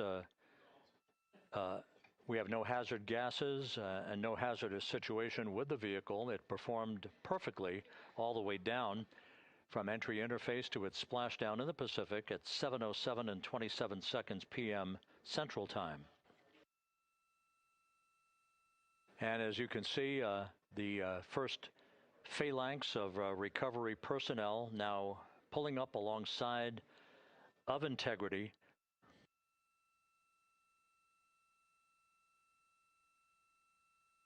This includes Navy divers, a Navy flight surgeon, and other recovery personnel who have trained for several years for this recovery process.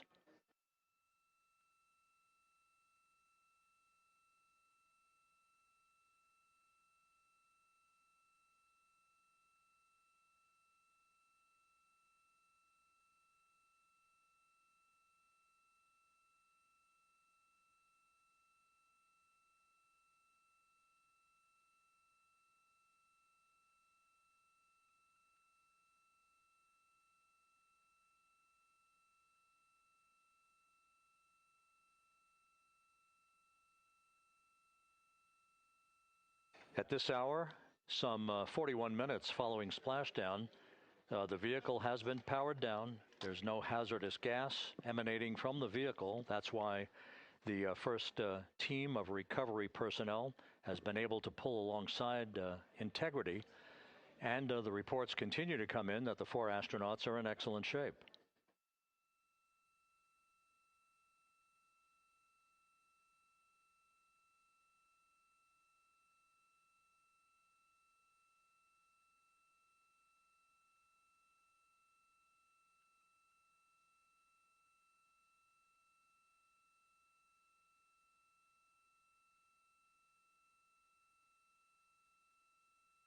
Yes.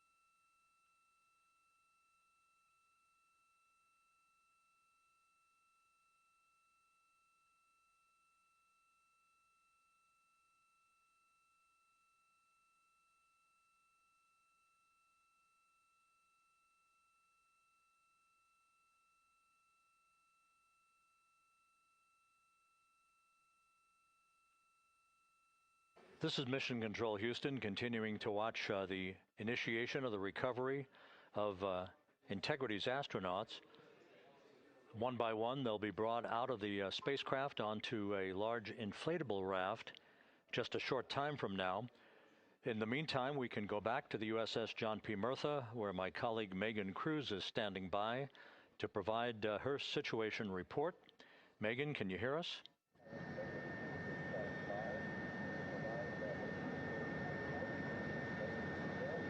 Hey, Rob. Yes, I can hear you. Thank you. Yeah, we're back here on the bow of the recovery ship where there are still plenty of people peering out into the water. We are not very far from the action everyone is seeing on their screen now.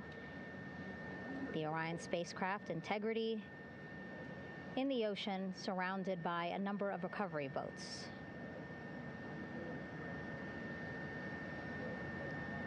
As Rob has been saying, in those recovery boats, NASA and Navy personnel specifically trained to get the astronauts out of Orion.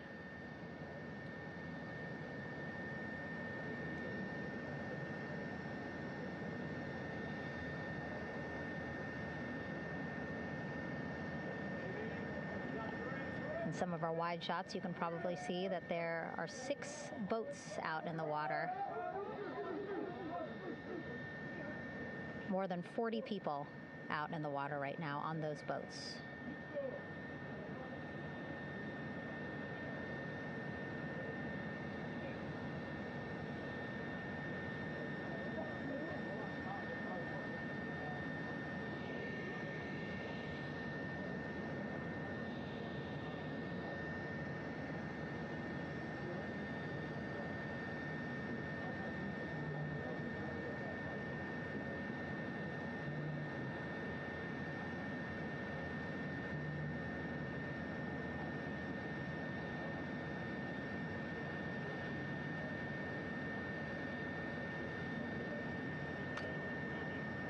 First order of business is to set up the front porch and the stabilization collar.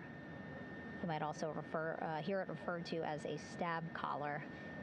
Basically just to make sure that Orion stays upright, doesn't sway in the water too much, again, to make it easier for recovery forces to get the astronauts out.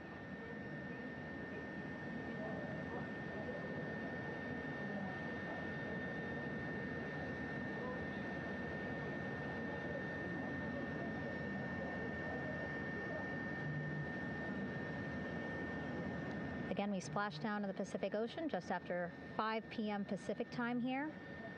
It's a requirement by NASA to be able to get the crew out of Orion within 2 hours of splashdown.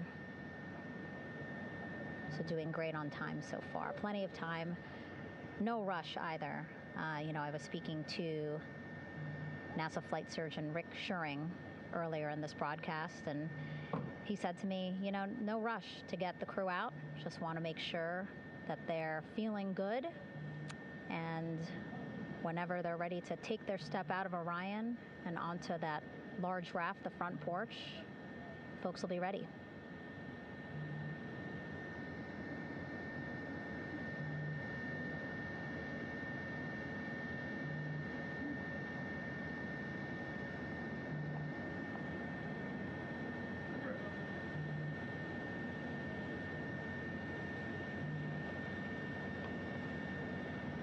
And as there are mission audio loops in Mission Control in Houston, there is a mission audio loop here on the ship, and it was just reported out that the side hatch is open.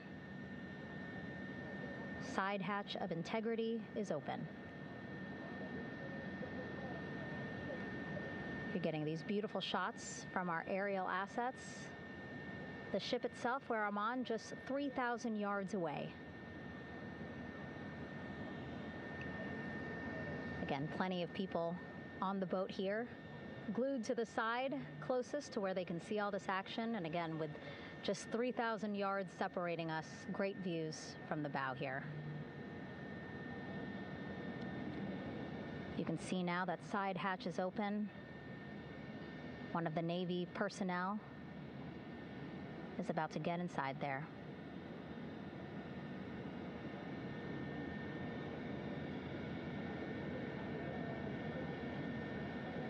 In they go.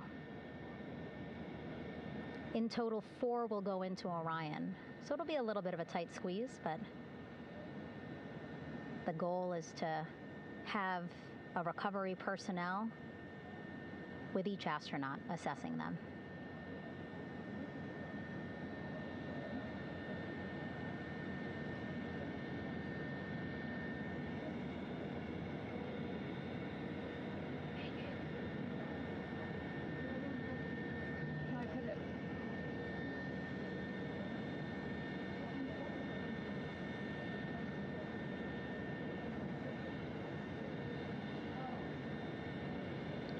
Boats getting closer now. Again, that one that's right up against Orion, those are the divers that will go in to the spacecraft to check on each of the astronauts. These other boats will begin doing a number of things, putting on that stabilization collar onto Orion, building that front porch. Eventually, they will retrieve the parachutes, as well as tow Orion back to the well deck of the recovery ship here.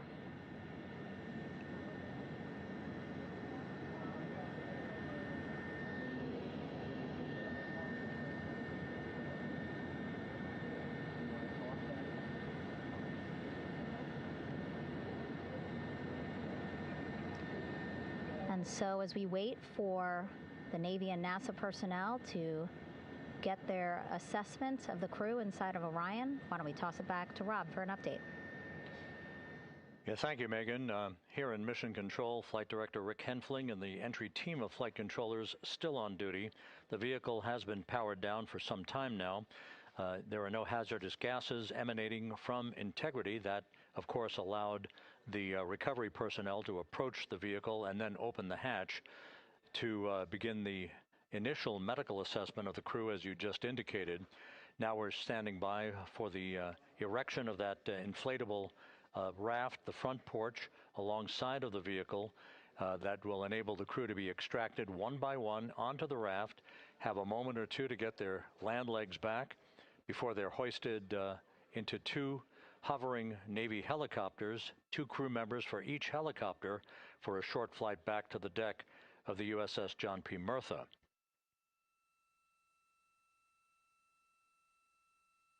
All of Integrity's systems operated flawlessly throughout the course of the approach to the Earth, the entry into the Earth's atmosphere, and all of the key milestones that followed in this high-speed return to Earth for integrity. A mission that spanned more than 694,000 miles from the vehicle's launch from the Kennedy Space Center atop the Space Launch System back on April 1st.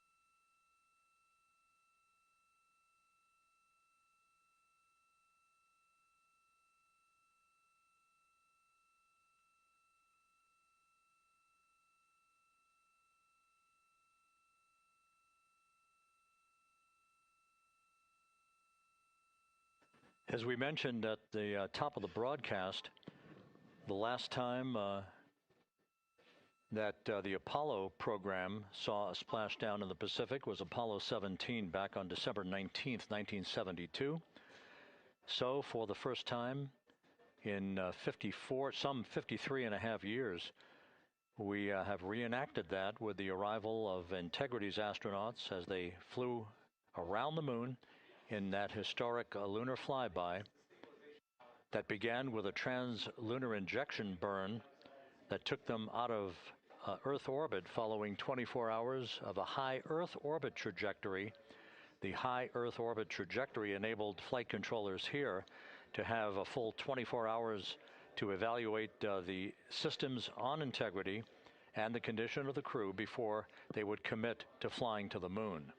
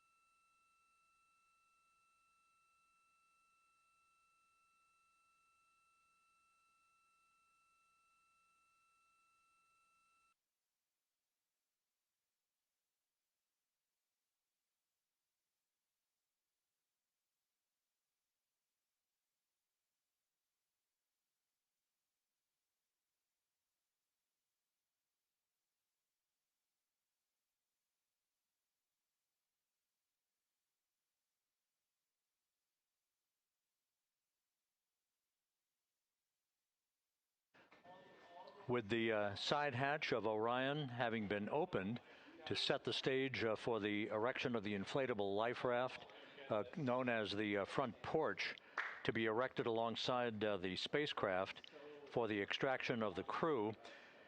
Let's play for you an interview that my colleague Megan Cruz conducted on the USS John P. Murtha with Navy diver First Class David McMahon that explains how this process is unfolding. Okay, Davey, so you and some of your team, one last look over of the stabilization collar, correct? Yes, ma'am. Okay, so what is this stabilization collar? This is what's going to stabilize the capsule out there in the ocean. We don't know how good the weather or the waves will be that day, so this will help prevent any unnecessary occurrences from happening, stabilizing the capsule and the astronauts inside. So basically this is a float that will go around Orion. I'm assuming that what they're doing right now, these are the lines that will attach the collar onto Orion? That is correct. And so what are they doing here? So we've got the lower line that will secure the inflation device before we inflate it. That gives us the go-ahead that it's secure in its space, and then we'll inflate it. And then once that is done, we'll undo all the carabiners and get this orange line on top tied in the same fashion. And then this will be secure to the capsule, and the astronauts can safely take their first steps out of the capsule onto the front porch. Okay, and how long will it take them to set up the stabilization collar? We should definitely be able to handle this in under 10 minutes. Okay, wow. And then you just mentioned the front porch. So basically after they set up this stabilization collar, then they set up what's called the front porch here. That's correct. Okay, and what's the front porch? Front porch is basically a bigger waiting room for the astronauts to sit in while we wait for the helicopters to show up and grab them. Okay, so the medical team that was inside with the crew, they're going to help them out and onto the front porch? That is correct. And then what happens here? We have higher trained medical personnel also on board the front porch that will give them lookovers and just make sure they're okay while we wait for the helicopters to show up. Okay. How does it feel, I mean, your team, you, to be part of a mission that's returning astronauts from the moon in more than 50 years? We all feel extremely honored to be a part of this, as well as a bigger mission for the Navy and joining up with NASA to do great things. Mm-hmm. And do you feel like you and your team are ready? Yes, very ready. Cool. All right, thank you so much. Thank you.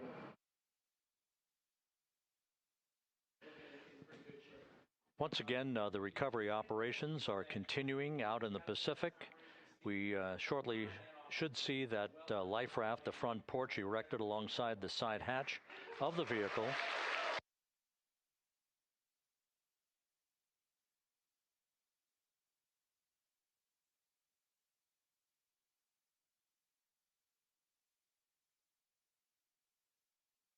A number of flight controllers have come into the flight control room to receive congratulations from Entry Flight Director Rick Henfling. But we're going to stick with our operations out in the Pacific as we await the extraction of the 4 crew members who are reported to be in excellent condition.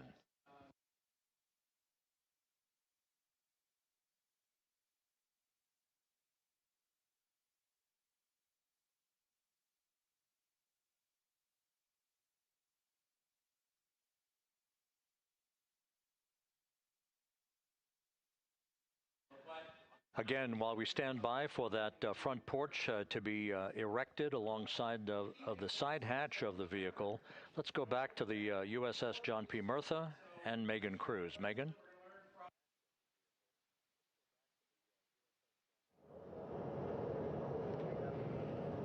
Hey, Rob. Pausing now to listen to some internal audio loops. Again, the operations team here on the ship communicating with everyone out on the water. It seems like currents are hindering them a little bit from unfurling and inflating the stabilization collar as well as the front porch. But again, the requirement to get the crew out within 2 hours of splashdown, plenty of time. So no concerns just yet. But as calm as the water looks, yeah, it looks like it's hindering the teams just a tad.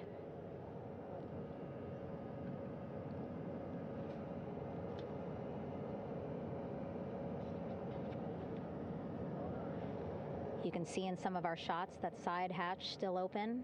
Again, inside there are now 8 people inside. 4 divers, Navy divers, all with medical training, each assigned to an astronaut each. Making sure that they're comfortable, feeling good.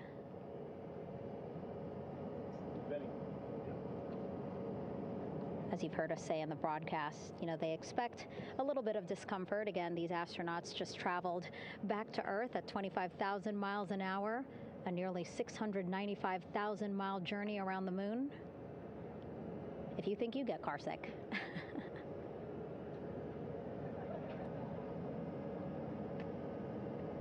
Again, 6 boats out there, lots of gear with them, just in case, right? As we said, the crew reported feeling great, but again, all those folks out there in case they weren't, right? NASA is all about making sure we think about every situation that can happen, and so of course wanted to be ready in case any of our astronauts needed more medical attention while out there in the water.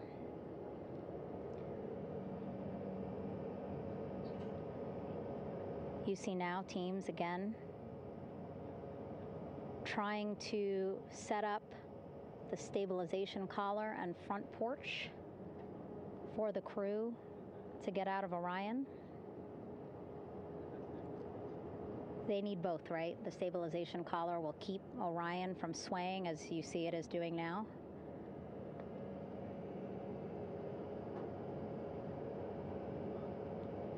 And then they will connect the front porch to the stabilization collar so that the crew can take 2 steps and they will be in the front porch.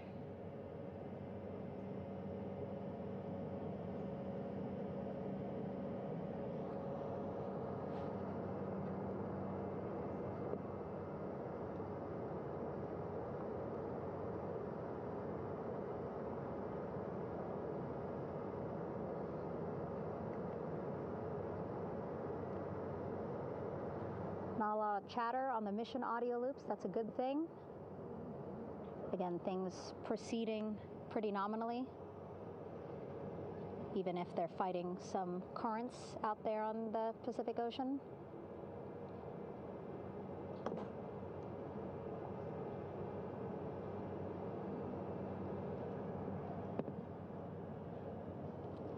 Again, the goal, setting up the stabilization collar and the front porch so that the crew can rest comfortably in the front porch, get placed into harnesses so that 2 helicopters can lift them off the front porch and onto the USS John Murtha here.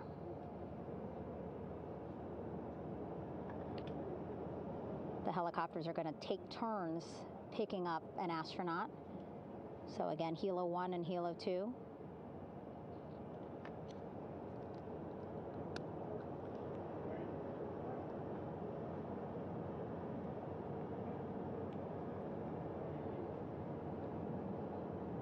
Okay, and the recovery team here on the ship just got a report from the undersea medical officer who is inside the capsule with the crew. He is reporting all 4 members are green. All of our 4 astronauts, Reid, Victor, Christina, Jeremy, green, meaning they are feeling great, not the complexion of their skin. They are feeling great, happy to be home, and ready to be extracted as soon as possible.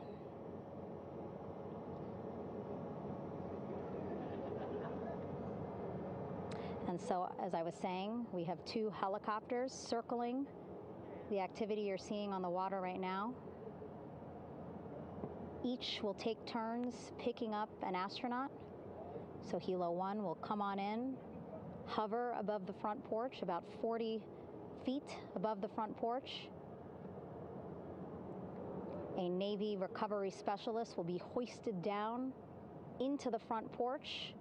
The restricted maneuvering doctrine is in effect. We'll connect to the first astronaut, which we're expecting to be Christina. And then Hilo 2 comes around, picks up Jeremy, while Hilo 1 stays above head, and then Hilo 1 will come back in for another astronaut, and then Hilo 2 for the last astronaut, and then back to the flight deck here on the recovery ship.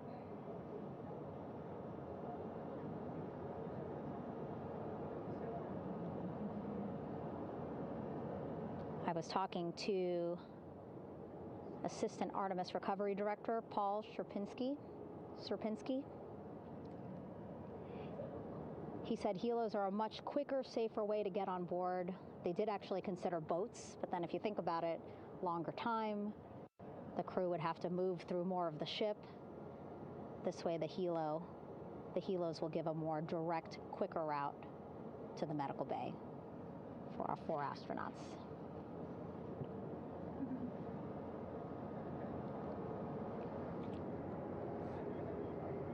Beautiful shots from our aerial and imagery teams.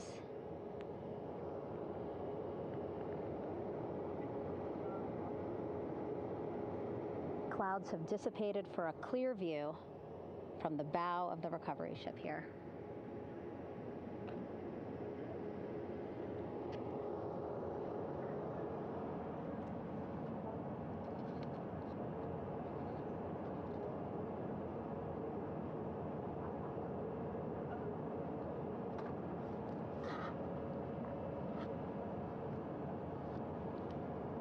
You can still see divers in the water there.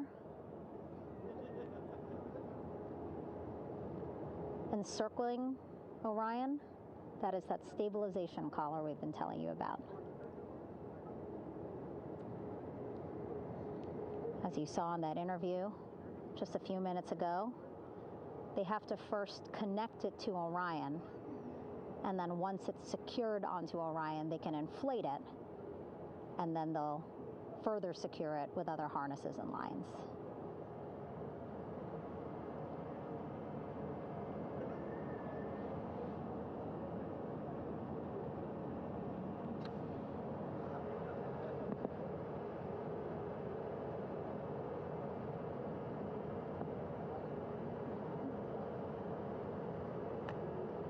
About an hour and 10 minutes since splashdown in the Pacific Ocean here.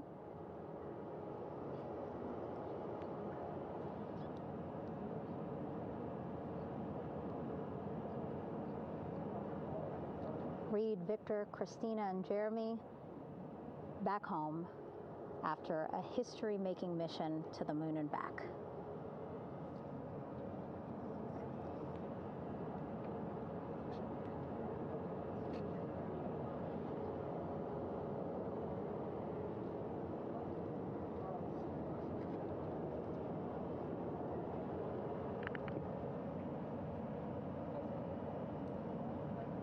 If you missed what we said just a couple of minutes ago, the undersea medical officer inside with the crew in Orion, reporting all 4 crew members feeling great.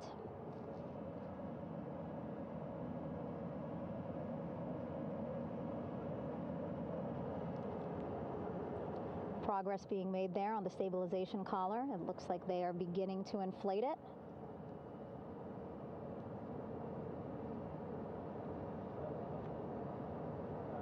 And it looks like they're starting to unfold the front porch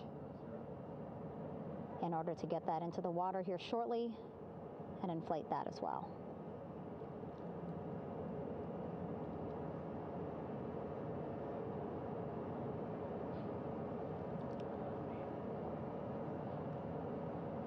Again, more than 40 people out in the water right now. And those Navy and NASA personnel have been in the water for now about 4 hours.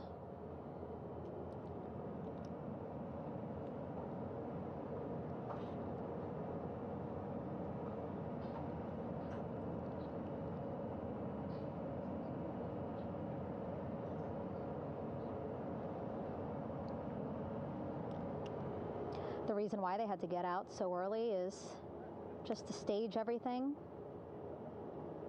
And actually here on the ship, when there are flight operations happening, you can't have anything else, right? Just because the flight deck can be a dangerous place, so they just want to focus on planes coming and going from the ship, so that's why they wanted to get the boats in the water to make sure that they have all the time they needed for the flight ops.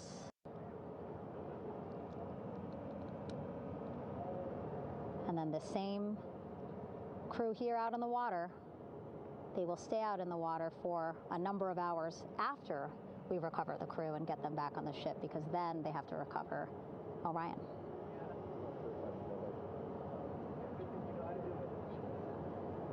All right, that stabilization collar looking good around Orion. We're now seeing some recovery personnel getting on to that collar. Again, they need to further attach it to Orion to make sure that it can really prop up the spacecraft. It's basically lifting it up off of the water just a tad. Again, so it's not so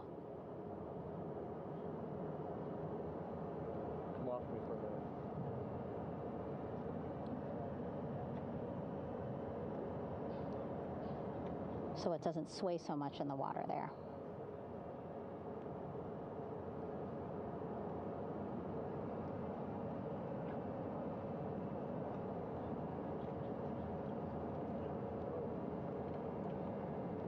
And now that front porch looks like it's nearly fully inflated as well. You can see a much larger surface area.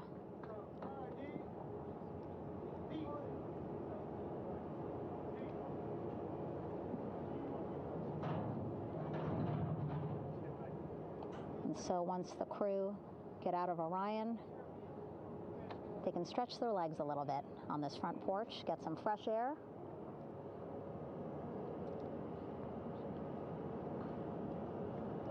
And enjoy this beautiful day here on their home planet.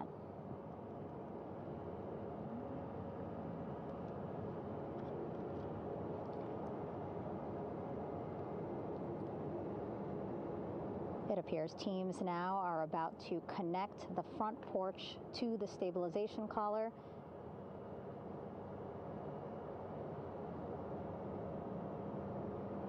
And at that point, when both are secure, we should soon see astronauts come out of Orion.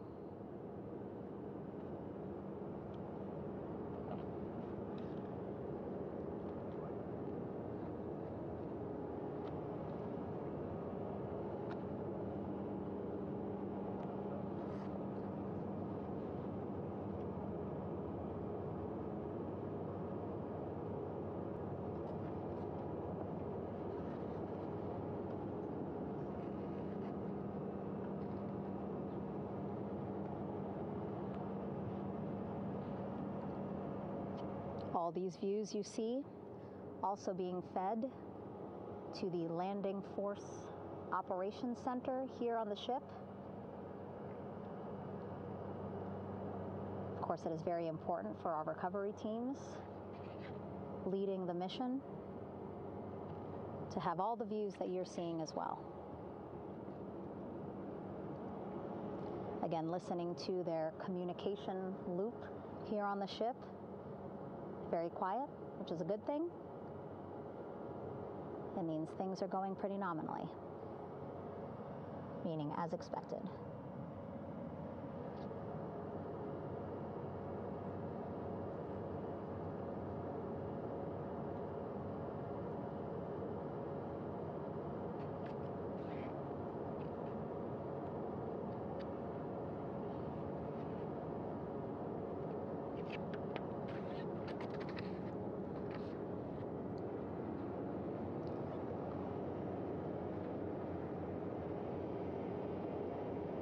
Again, all this activity happening just 3,000 yards away from the ship. So that means this will be a very quick flight back on the helicopters for the crew. 2-3 minutes, and then they'll be back here on the ship. I know.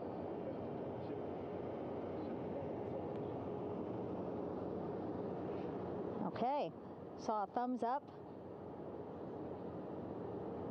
from one of the personnel on the front porch. It looks like they are now getting ready to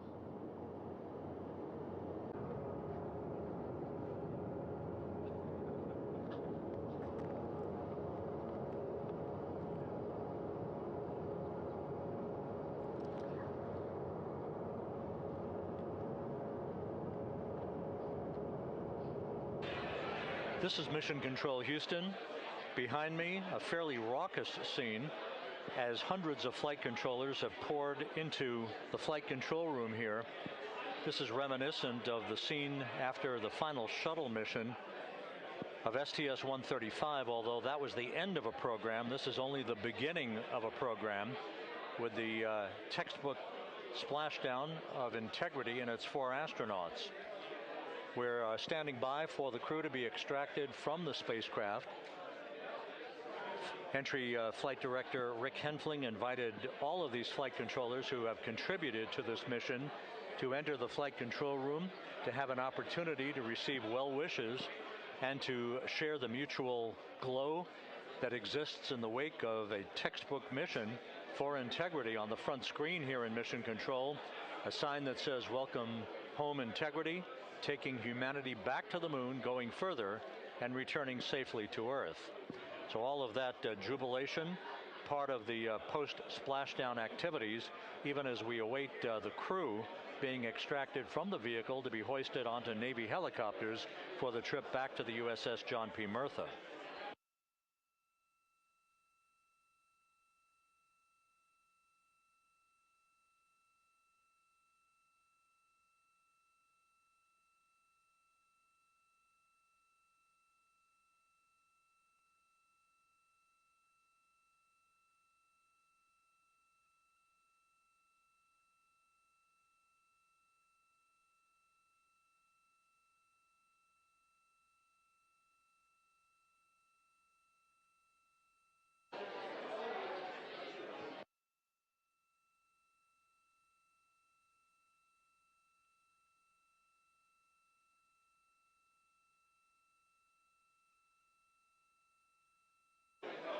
Once again here in Mission Control, this view of the Artemis flight control room, known as the White Flight Control Room. This is the old shuttle flight control room, and now is the home of Artemis missions to the moon and beyond. Once again, quite a few flight controllers were invited in by Entry Flight Director Rick Henfling to share in the jubilation following the successful splashdown of Integrity. That splashdown occurring an hour and 22 minutes ago, as we stand by for the completion of the extraction of the crew, and ultimately they're hoisting onto Navy helicopters for a short flight back to the USS John P. Murtha. Splashdown occurred at 7:07 and 27 seconds p.m. Central Time. I had an opportunity to talk to the head of flight dynamics, Jeff Birch, a moment or two ago. He said the trajectory of Integrity coming through the Earth's atmosphere was so precise, they've never seen anything line up on a ground track like today's entry by Integrity for its splashdown southwest of San Diego.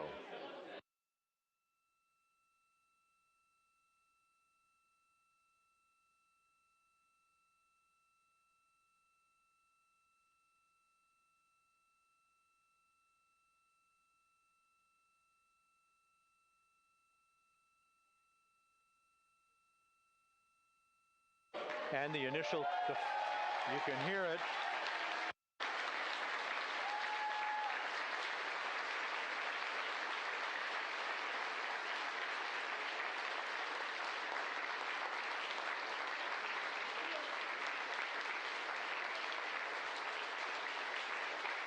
Jubilation here in the flight control room. The first crew member is out of Integrity.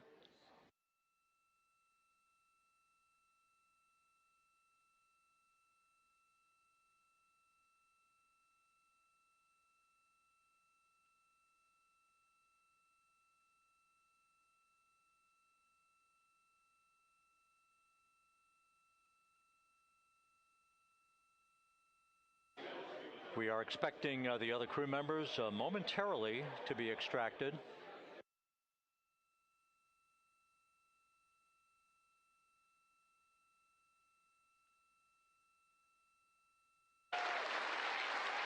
We now have 2 crew members out.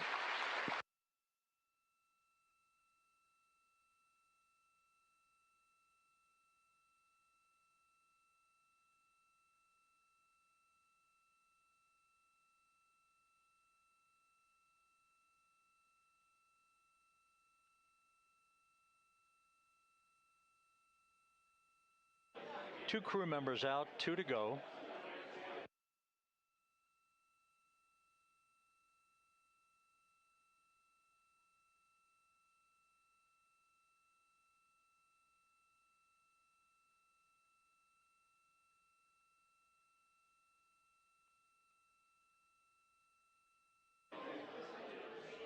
We're about 1 hour from sunset out in the Pacific. Everything continues to go well.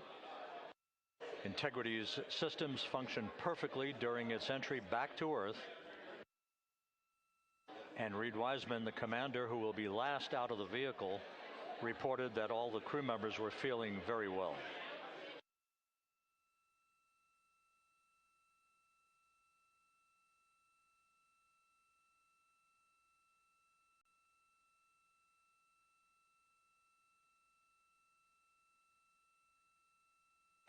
Crew member number 3 now out.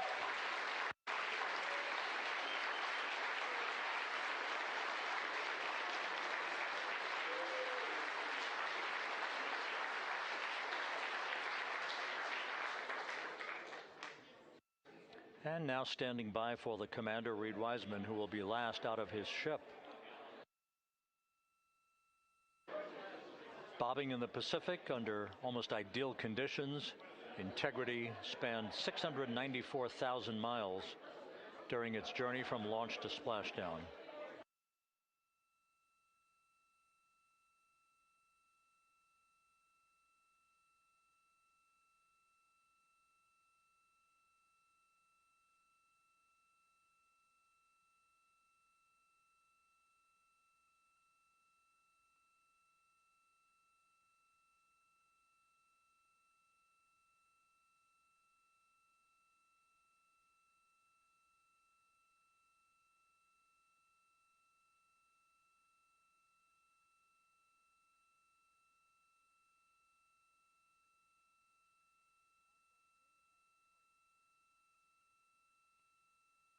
And we now have Reid Wiseman out of the vehicle, all 4 crew members now out of Integrity.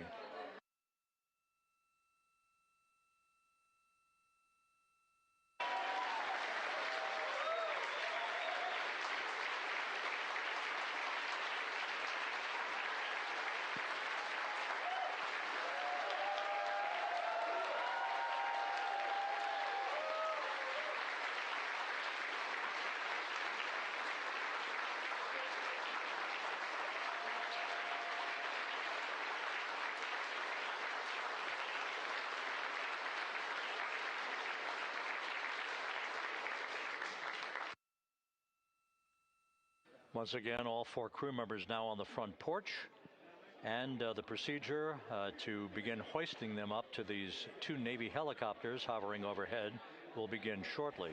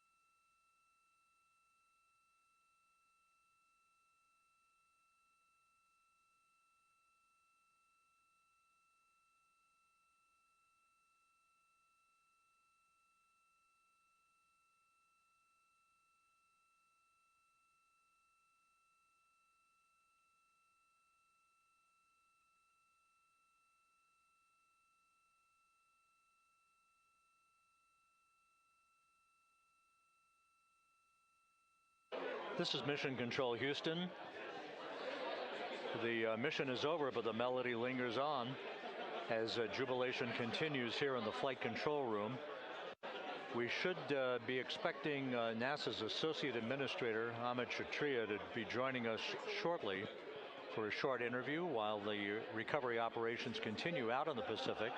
So we'll stand by for that. And then we'll turn it back over to Megan Cruz aboard the USS John P. Murtha.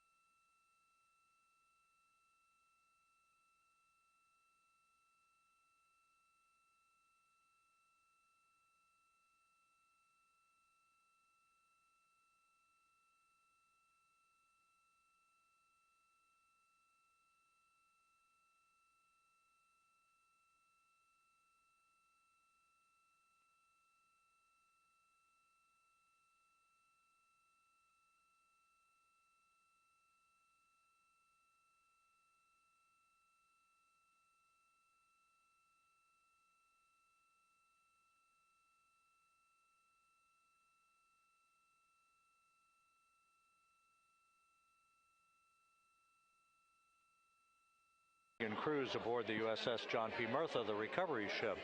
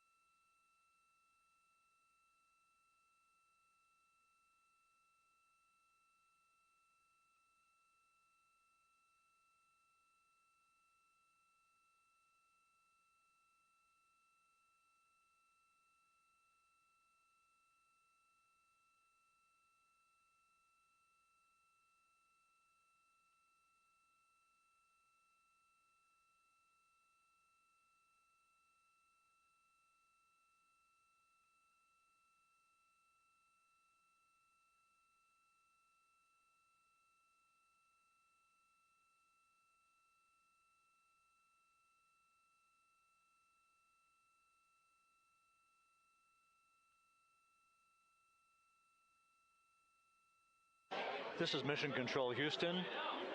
We're about an hour and 34 minutes since the textbook splashdown of integrity in the Pacific to bring home our astronauts. And with us now is Amit Kshatriya, the NASA Associate Administrator. Amit, a little bit of history made tonight, a little bit of history made over the past few weeks. Your thoughts as this team here basks in the glow of what they just accomplished? Yeah, Rob, we're here in the control center, and it's kind of overrun with jubilant folks in the Mission Control Houston, as well as engineering, and folks that just want to be here, part of it, as we watch our crew get extracted from the vehicle. And, you know, my thought is always, always, always about these teams, the team that's in the water right now, pulling the crew out, the team here in Houston that worked so hard over the last 10 days, no sleep to get this done. You know, we still have some work to do to get the crew to the med bay here on the ship. They all look great coming out, so hopefully that won't be too long. You know, I think we saw the administrator on the boat too, giving his thanks to the Navy team on the Murtha, which they're just an incredible group of sailors. I was able to visit with them a couple weeks ago. And then if you pull it all the way back to the workers and the folks that joined the rocket at Michoud, that made the heat shield tiles that held together tonight, that that stacked the vehicle in Florida, that integrated the vehicle in Denver, that fired the engines in Stennis, that fired the boosters in Promontory. I mean, this is the entire team, coming together and being tested by the environment that this machine went through, and they did it right. The work was good. They did it right.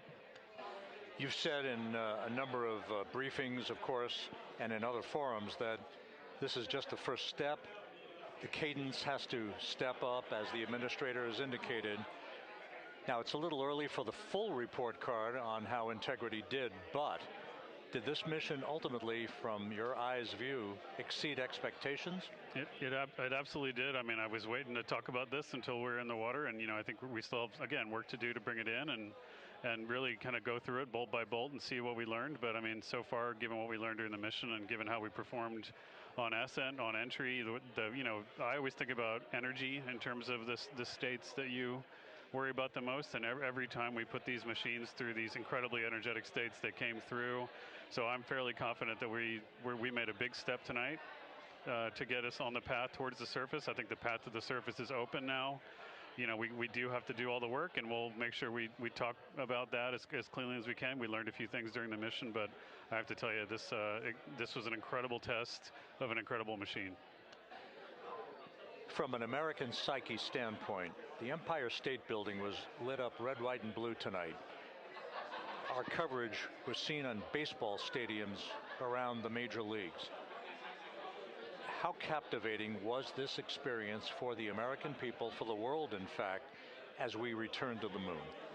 I have not been able to watch a lot of the coverage as we've progressed through the mission. I will tell you, just from my witness in Florida before launch, and then seeing the people's faces here, and then reading where I can about how things are going. I think this has been a gift to the world from NASA. NASA has given the world a gift, proving to folks all over the place, especially young people, and that to me is what this is really about. Young people, when they see what we can do when we work together, when we have teams that collaborate, that it doesn't matter how hard the problems are, we can solve them. I'm hopeful that Artemis II, as folks witness what we were able to do with this incredible crew, this incredible team that we've birthed into the world, scientists and engineers and artists that have been inspired by this.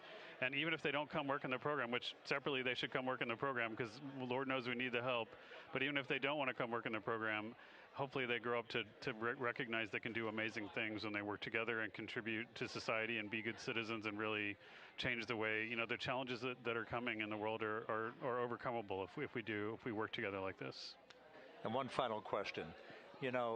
Flying to the moon, we did it. We've done it again this past week and a half or so. But the engineering that went behind the design of this mission and the precision, the pinpoint precision of this vehicle entering that entry corridor, it's almost mind-boggling. Yeah, it is incredible when you think about the energies involved and the uncertainties involved. That when we inserted the vehicle into orbit, it was 99.2% down the middle. When we dropped the vehicle right on top of the fleet here, our guys knew exactly where to go, but the guidance was perfect. And it's interesting. I've got this question a lot over the last few weeks about, we did this before 53 years ago, and that I think it is a reasonable thing to contemplate, like what's gone on since then. And what I'd tell you is,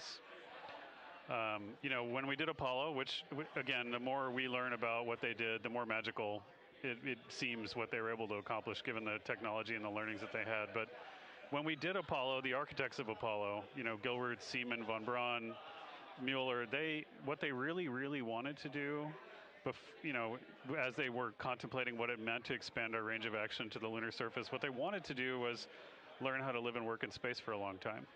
They wanted to do that first before they were confident they could expand their range of action to the moon. Now, of course, the politics of the time and the mission at the time was different, and so they had to go straight to the moon and bring people home. And then after that, the program kind of lost its momentum.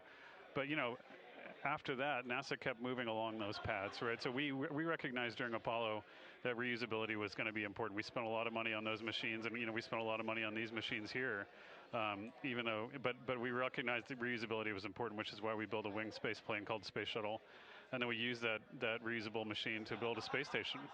and we learned for 25 years how to live and work in space, and have been able to develop technologies that can enable exploration. So really, what I think is now, 53 years later, we're at the point where the architects of Apollo would have been pleased that we're now ready to actually go back to the moon and go back to stay, because we've learned all the things we needed to learn. There's a lot of people pleased here tonight, and we really thank you for joining us. Amit Kshatriya, NASA's Associate Administrator, as we begin to hoist the crew onto the helicopters to head back to the recovery ship. Thank you very much. Thank you, congratulations, Amit.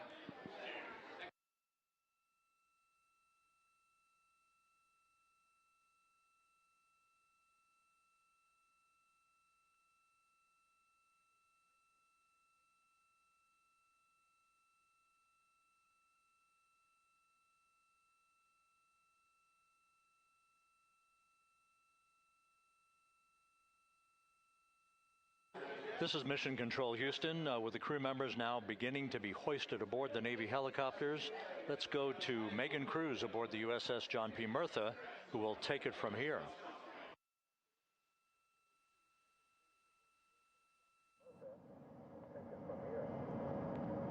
Hey, Rob, yeah, back on the bow of the ship here, we are seeing the helicopters circling Orion, the first one there having just completed picking up the first astronaut. Hilo 2 now hovering just 40 feet above the front porch, lowering a recovery specialist out of the helicopter. That person will touch down in the front porch just there.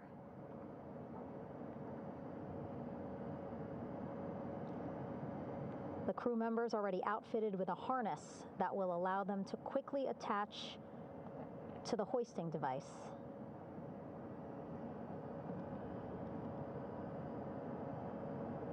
Look at the power of those blades throwing water out at the center there, the front porch, with now 3 astronauts and the recovery specialists. Again, crews already outfitted with a harness vest. And here we go. Second astronaut now off the front porch, getting hoisted into the second helicopter.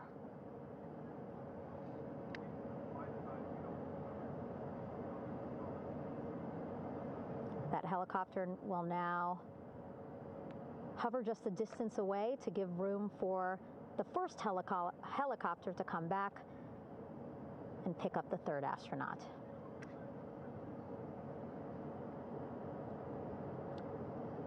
As we wait for that helicopter to come back, make its way back around, just want to mention that the President of the United States called our NASA administrator today while he was on the ship, just minutes after we interviewed him live on our coverage, and congratulated him and NASA on this history-making moment tonight. Helicopter 1 again hovering 40 feet over the front porch. We will soon see another recovery specialist getting lowered onto the front porch.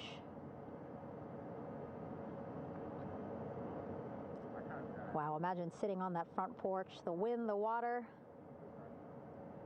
But again, the recovery team determined that a helicopter flight back to the ship here would be safer, faster, and more comfortable for our crew, who just completed a 10-day mission around the moon. Third astronaut in the air, getting hoisted quickly back into the first helicopter now.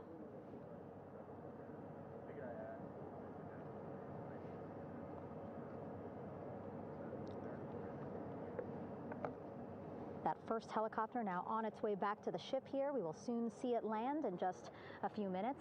Again, all this action happening just 3,000 yards away from us, so a very quick flight back to the flight deck.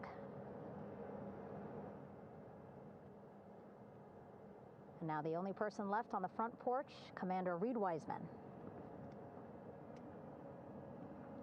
That second helicopter now making its way back over to the front porch. Here it comes.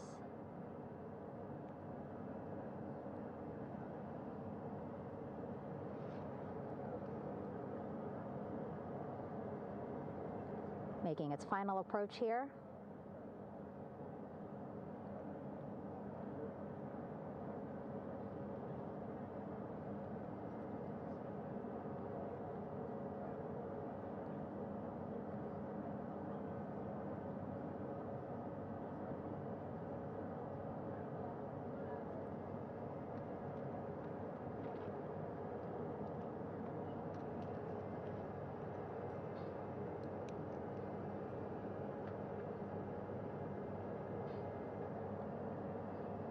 The last astronaut, Commander Reid Wiseman, now off the front porch and almost into the second helicopter. Both now on their way back to the ship where we are, the USS John P. Murtha, just west of San Diego in the Pacific Ocean.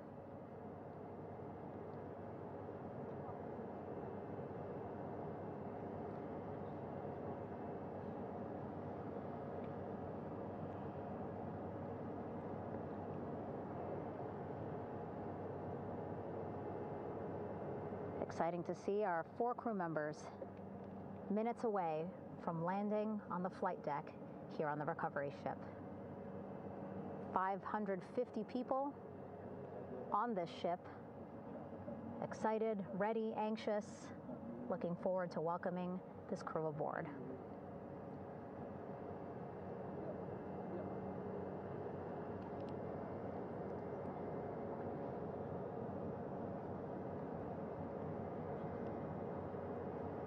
Watching them now with our own eyes.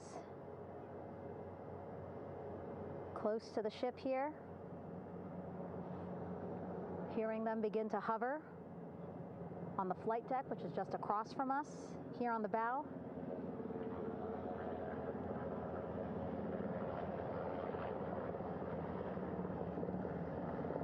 The first helicopter coming in.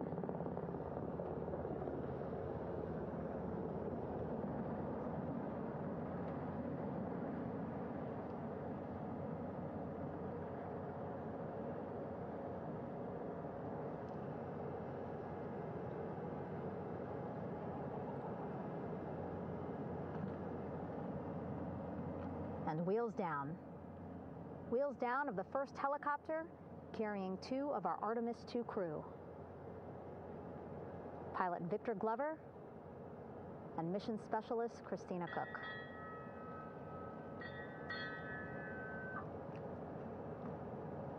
Hilo 1 on deck reported on the recovery loop. Again, the mission audio loops that the recovery team are using here to communicate with one another. And an announcement just made on the ship, integrity incoming. 2 more helicopters on their way to the flight deck, one carrying the crew, the other, one of our imagery helicopters. Again, kudos to our imagery and aerial teams for giving us these beautiful views of history in the making.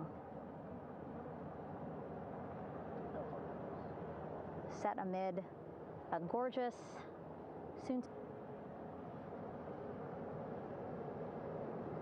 plenty of people here on the bow with their cell phones out, filming this moment.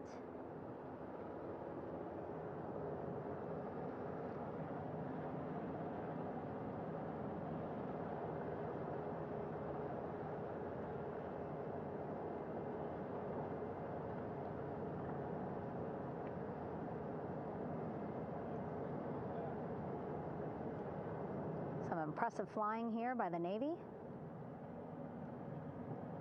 as we are seconds away from wheels down.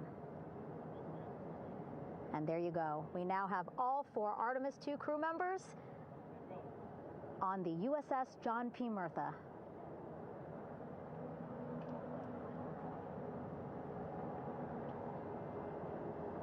I'm sure they're happy to be out of the water and on this recovery ship with, again, 550 ready to welcome them home. But first, as we've been saying throughout the broadcast,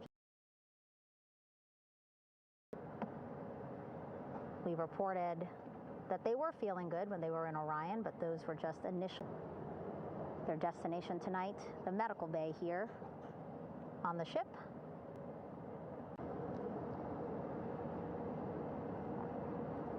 The team on the flight deck working quickly, but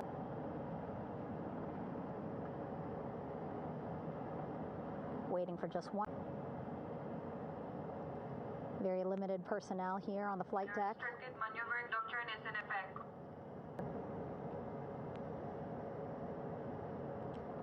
The ship is at flight quarters. Safety, of course, very important to NASA and the U.S. military.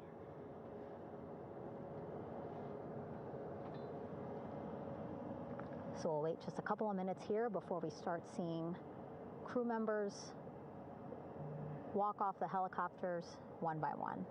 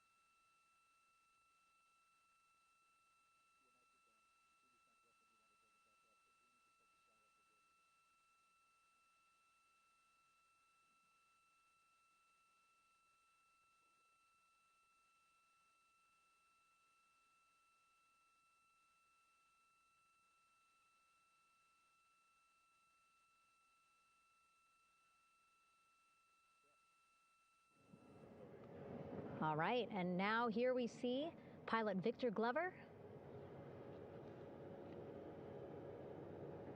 and mission specialist Christina Koch sitting on the edge of one of the helicopters, looking in great spirits. That familiar smile and laugh from Victor, I can see it from here. Christina, I'm sure, feeling the same way, just blocked a little bit by our camera here, but we'll see her here shortly. A photographer taking their pictures. Victor saluting folks on the flight deck. They look like they're in great spirits. Happy to be home, I'm sure.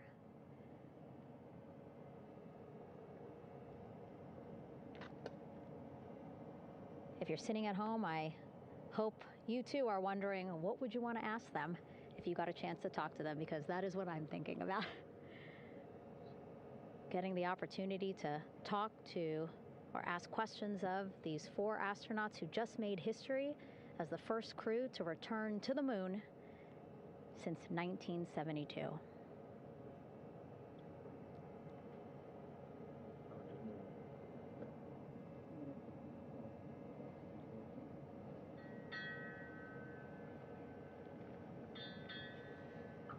Oh, there we see Christina there, also smiling. Finally peering out, waving at the cameras. Hello to you too, Christina, yes. Welcome back. Welcome, welcome home. A loudspeaker announcement on the ship saying, "Welcome home, Integrity."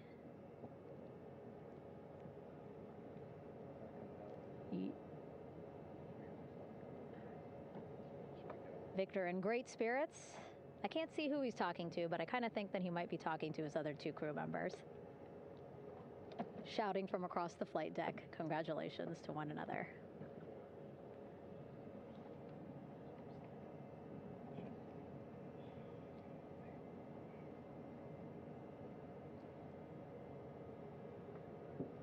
And so now we see some Navy personnel walking up to the helicopter. This is again the first helicopter carrying pilot Victor Glover and mission specialist Christina Koch. Both have taken off their helmets now.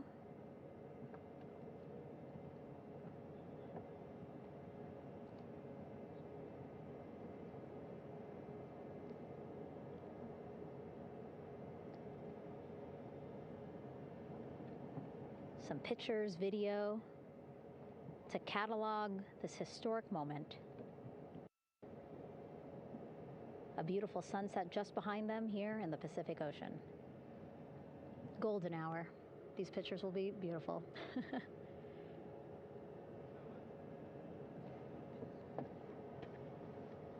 Now we see NASA Administrator Jared Isaacman. He is on the flight deck, as well as Flight Surgeon Rick Schuring walking over to Victor and Christina first. We saw the administrator walk over to the other helicopter, which is carrying Commander Reid Wiseman and Mission Specialist Jeremy Hansen.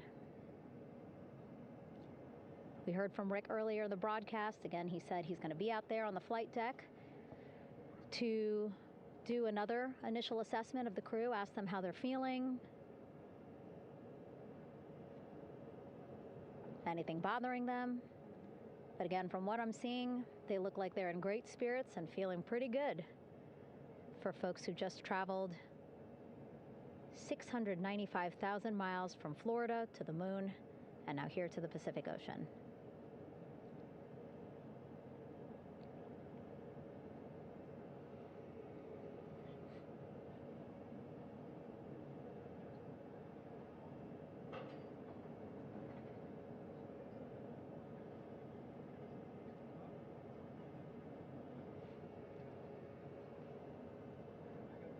We're now seeing NASA Administrator Jared Isaacman walking across the flight deck. He had been talking to Reid and Jeremy, now approaching Victor and Christina.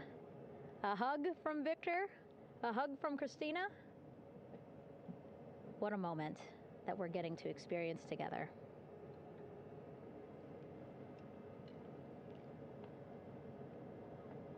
I'm sure congratulatory words. You know, we got to speak to the administrator live on this broadcast as well, and he said the kid in him right now, giddy, absolutely giddy at what we were able to accomplish today. Returning them home safely and in good spirits after a 10-day mission around the moon. And here we go. We're seeing Jeremy walking, waving across the flight deck, now on his way to the medical bay.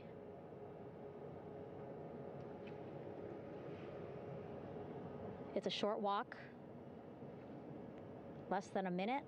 Again, that's why the recovery team decided to use helicopters to get them on the flight deck for that short walk to medical bay. And now on the flight deck, we see the chief of the astronaut office, Scott Tingle. Rick Schuring switching places. He's going over to the other helicopter. Big hugs from Victor, Christina to Scott. Again, a gorgeous sunset setting the stage for this recovery tonight.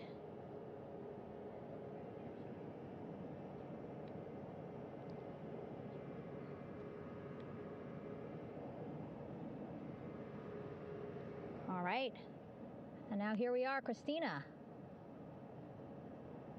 making her way, looking thankful, grateful, happy to be home.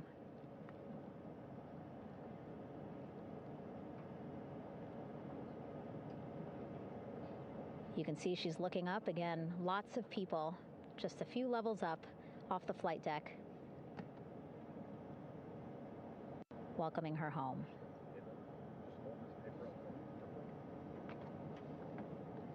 Scott holding the door like a gentleman, but back on his way to the other crew still on the flight deck.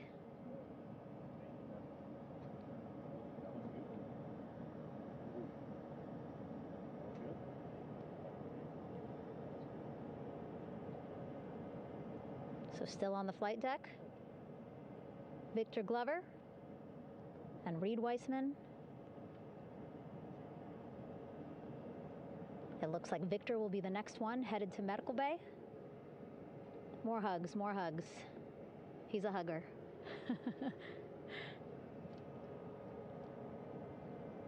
Victor looking good as he walks across the flight deck. NASA administrator applauding. Victor applauding for all the folks on the ship with him who played a role in their safe return today.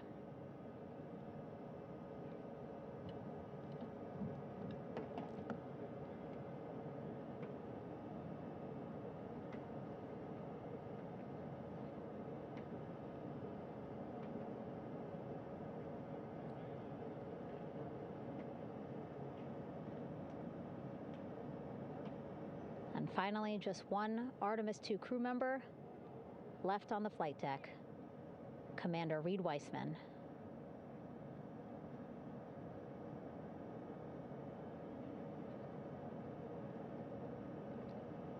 Applause from the group there on the flight deck, I'm sure, as well as on the level just above them, packed with people. Reid looking good as he takes his steps towards the medical bay.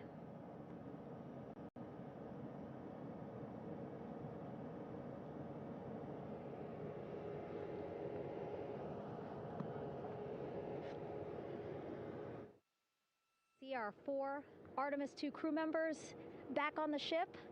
Again, now they will head into medical bay, where they will be assessed by flight surgeons from both NASA as well as the Canadian Space Agency. A more in-depth assessment. When they get to medical bay, they will each have their own nurse. They will be helped out of their suits. And then again, we'll check to see that they're feeling good. Make sure it's not just adrenaline, but that they are feeling good from their long journey back from the moon. Beautiful shot of that sunset, illuminating our flight deck.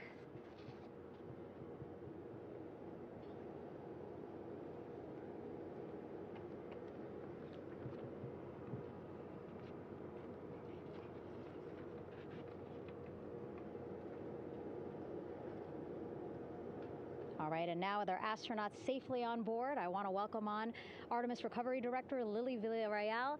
Lily, I don't know how you must be feeling right now. Ecstatic, relieved? I'm so ecstatic, relieved. Of course, we still have to bring the capsule into the well deck of the ship, but this is a major milestone to have the crew here on the ship and in medbay. You know, our team has been preparing and working really hard, and I'm just so proud of them all. Everything went very well, just as planned. Our teammates in Houston, the flight control team was just amazing. We were able to have great conversations and communications about everything. And I don't know what else to say. I'm just so ecstatic. It's such a wonderful feeling to get to this point. Again, we still have to get the capsule, but this is huge for all of us in landing recovery, and I couldn't do this without my team, and of course the full support of the U.S. military. There's going to be lots of, high fives when we get the capsule back in, and I'm so happy that the crew's doing well, Orion's doing well, and thank you for for everybody watching. Yeah, it was great to watch the crew come back to the ship with you. How were you feeling when you were seeing them looking so happy to be home and feeling really good? You know, the funny thing is that we had video of them from inside the Orion vehicle. They were like that from the beginning. When we opened the hatch, they were already out of their seats, having a good time, waiting for us to open the hatch. And they opened the hatch, and of course we did the first medical assessment. Everybody was doing very well, and they were just having such a great time with the medical team that was inside the capsule. I think they were all taking selfies with the phones that they have, probably talking about what they saw, and it was just smiles all around. They were having such a great time. And then we put them on the front porch when we were ready to put them on the front porch. And again, you could see they were just so ecstatic to be home and talking to everybody. So we were very happy to see all of that in the control room of the LFOC. How remarkable is that? Again, if we think about their journey, the 695,000-mile journey around the moon and back, coming back at 30 times faster than the speed of sound. I mean, how remarkable is that they are in such good spirits? I mean, this is an amazing crew. I think you guys have seen it for the past 10 days. They're wonderful people, and we're so happy that they brought us along on that ride. And I can't wait to see all the additional videos and pictures that they have that, we'll get a hold of now that they're back on the ground. And I can't wait to hear how, a little more than what we saw on the press briefings from the crew about what they saw. It's just fantastic. Some of my favorite people around this 10 days was the science team and how excited they were. And so this is exactly how we feel in the landing recovery team when the science team went, oh my goodness, when they heard all the discussions about the moon. This is exactly how we feel now in the landing recovery team. We're so ecstatic. Yeah. Again, we have to recover the capsule. I want to make sure we don't forget about our Orion. Lily's all about business. She's thinking about what's next. But yeah, speaking of these 10 days, I mean, we have been along for the journey with them, live with them 24/7 for 10 days, and just really seeing the engagement that we've gotten from around the world. What do you hope people take away from this mission? I think that's fantastic. So, my story was that I went to the Kennedy Space Center. I was born in Colombia. I was 10 years old when we moved to the United States, but when I was 7, my family took me to the visitor center, and that's when I learned about Apollo. And we went to the moon, and I learned about astronauts, and that story was what really fueled me to want to do STEM and want to be an astronaut. And I think that this Artemis program is going to do exactly what what girls, my age back then is 7, young people right now, girls and even like young men, obviously. But we want to empower people to know that you can do this, right? If you want to come and work for NASA, if I did it, they can do it. And Artemis program is just going to inspire everybody. And I'm so happy about that. Yeah. Like Apollo inspired me. Thank you so much, Lily. Really appreciate you being here. As you said, still a lot of work to do. 5 to 6 more hours to recover Orion that's still out in the water. So I'll let you get back to it. Thank you. You had beautiful words to say again. We hope that this inspires people. We hope that you come and join us at NASA and accomplish great things with us in the future. Yeah. Back to you, Rob. Thank you, Megan, and safe sailing out there in the Pacific. Here in Mission Control, it is now all quiet. The team of flight controllers and all their support personnel have left the room to enjoy the aftermath of a textbook touchdown by Integrity that splashed down in the Pacific right on target to complete this historic flyby of the moon, the Artemis II mission. With that, we'll wrap up our coverage for the night and point you to a post-splashdown news conference in 15 minutes at 9:35 p.m. Central Time, 10:35 p.m. Eastern Time, where managers will discuss the return of the Integrity spacecraft and the completion of the Artemis II mission. With that, we'll wrap up our coverage for this evening and historic mission in the history books. This is Mission Control Houston.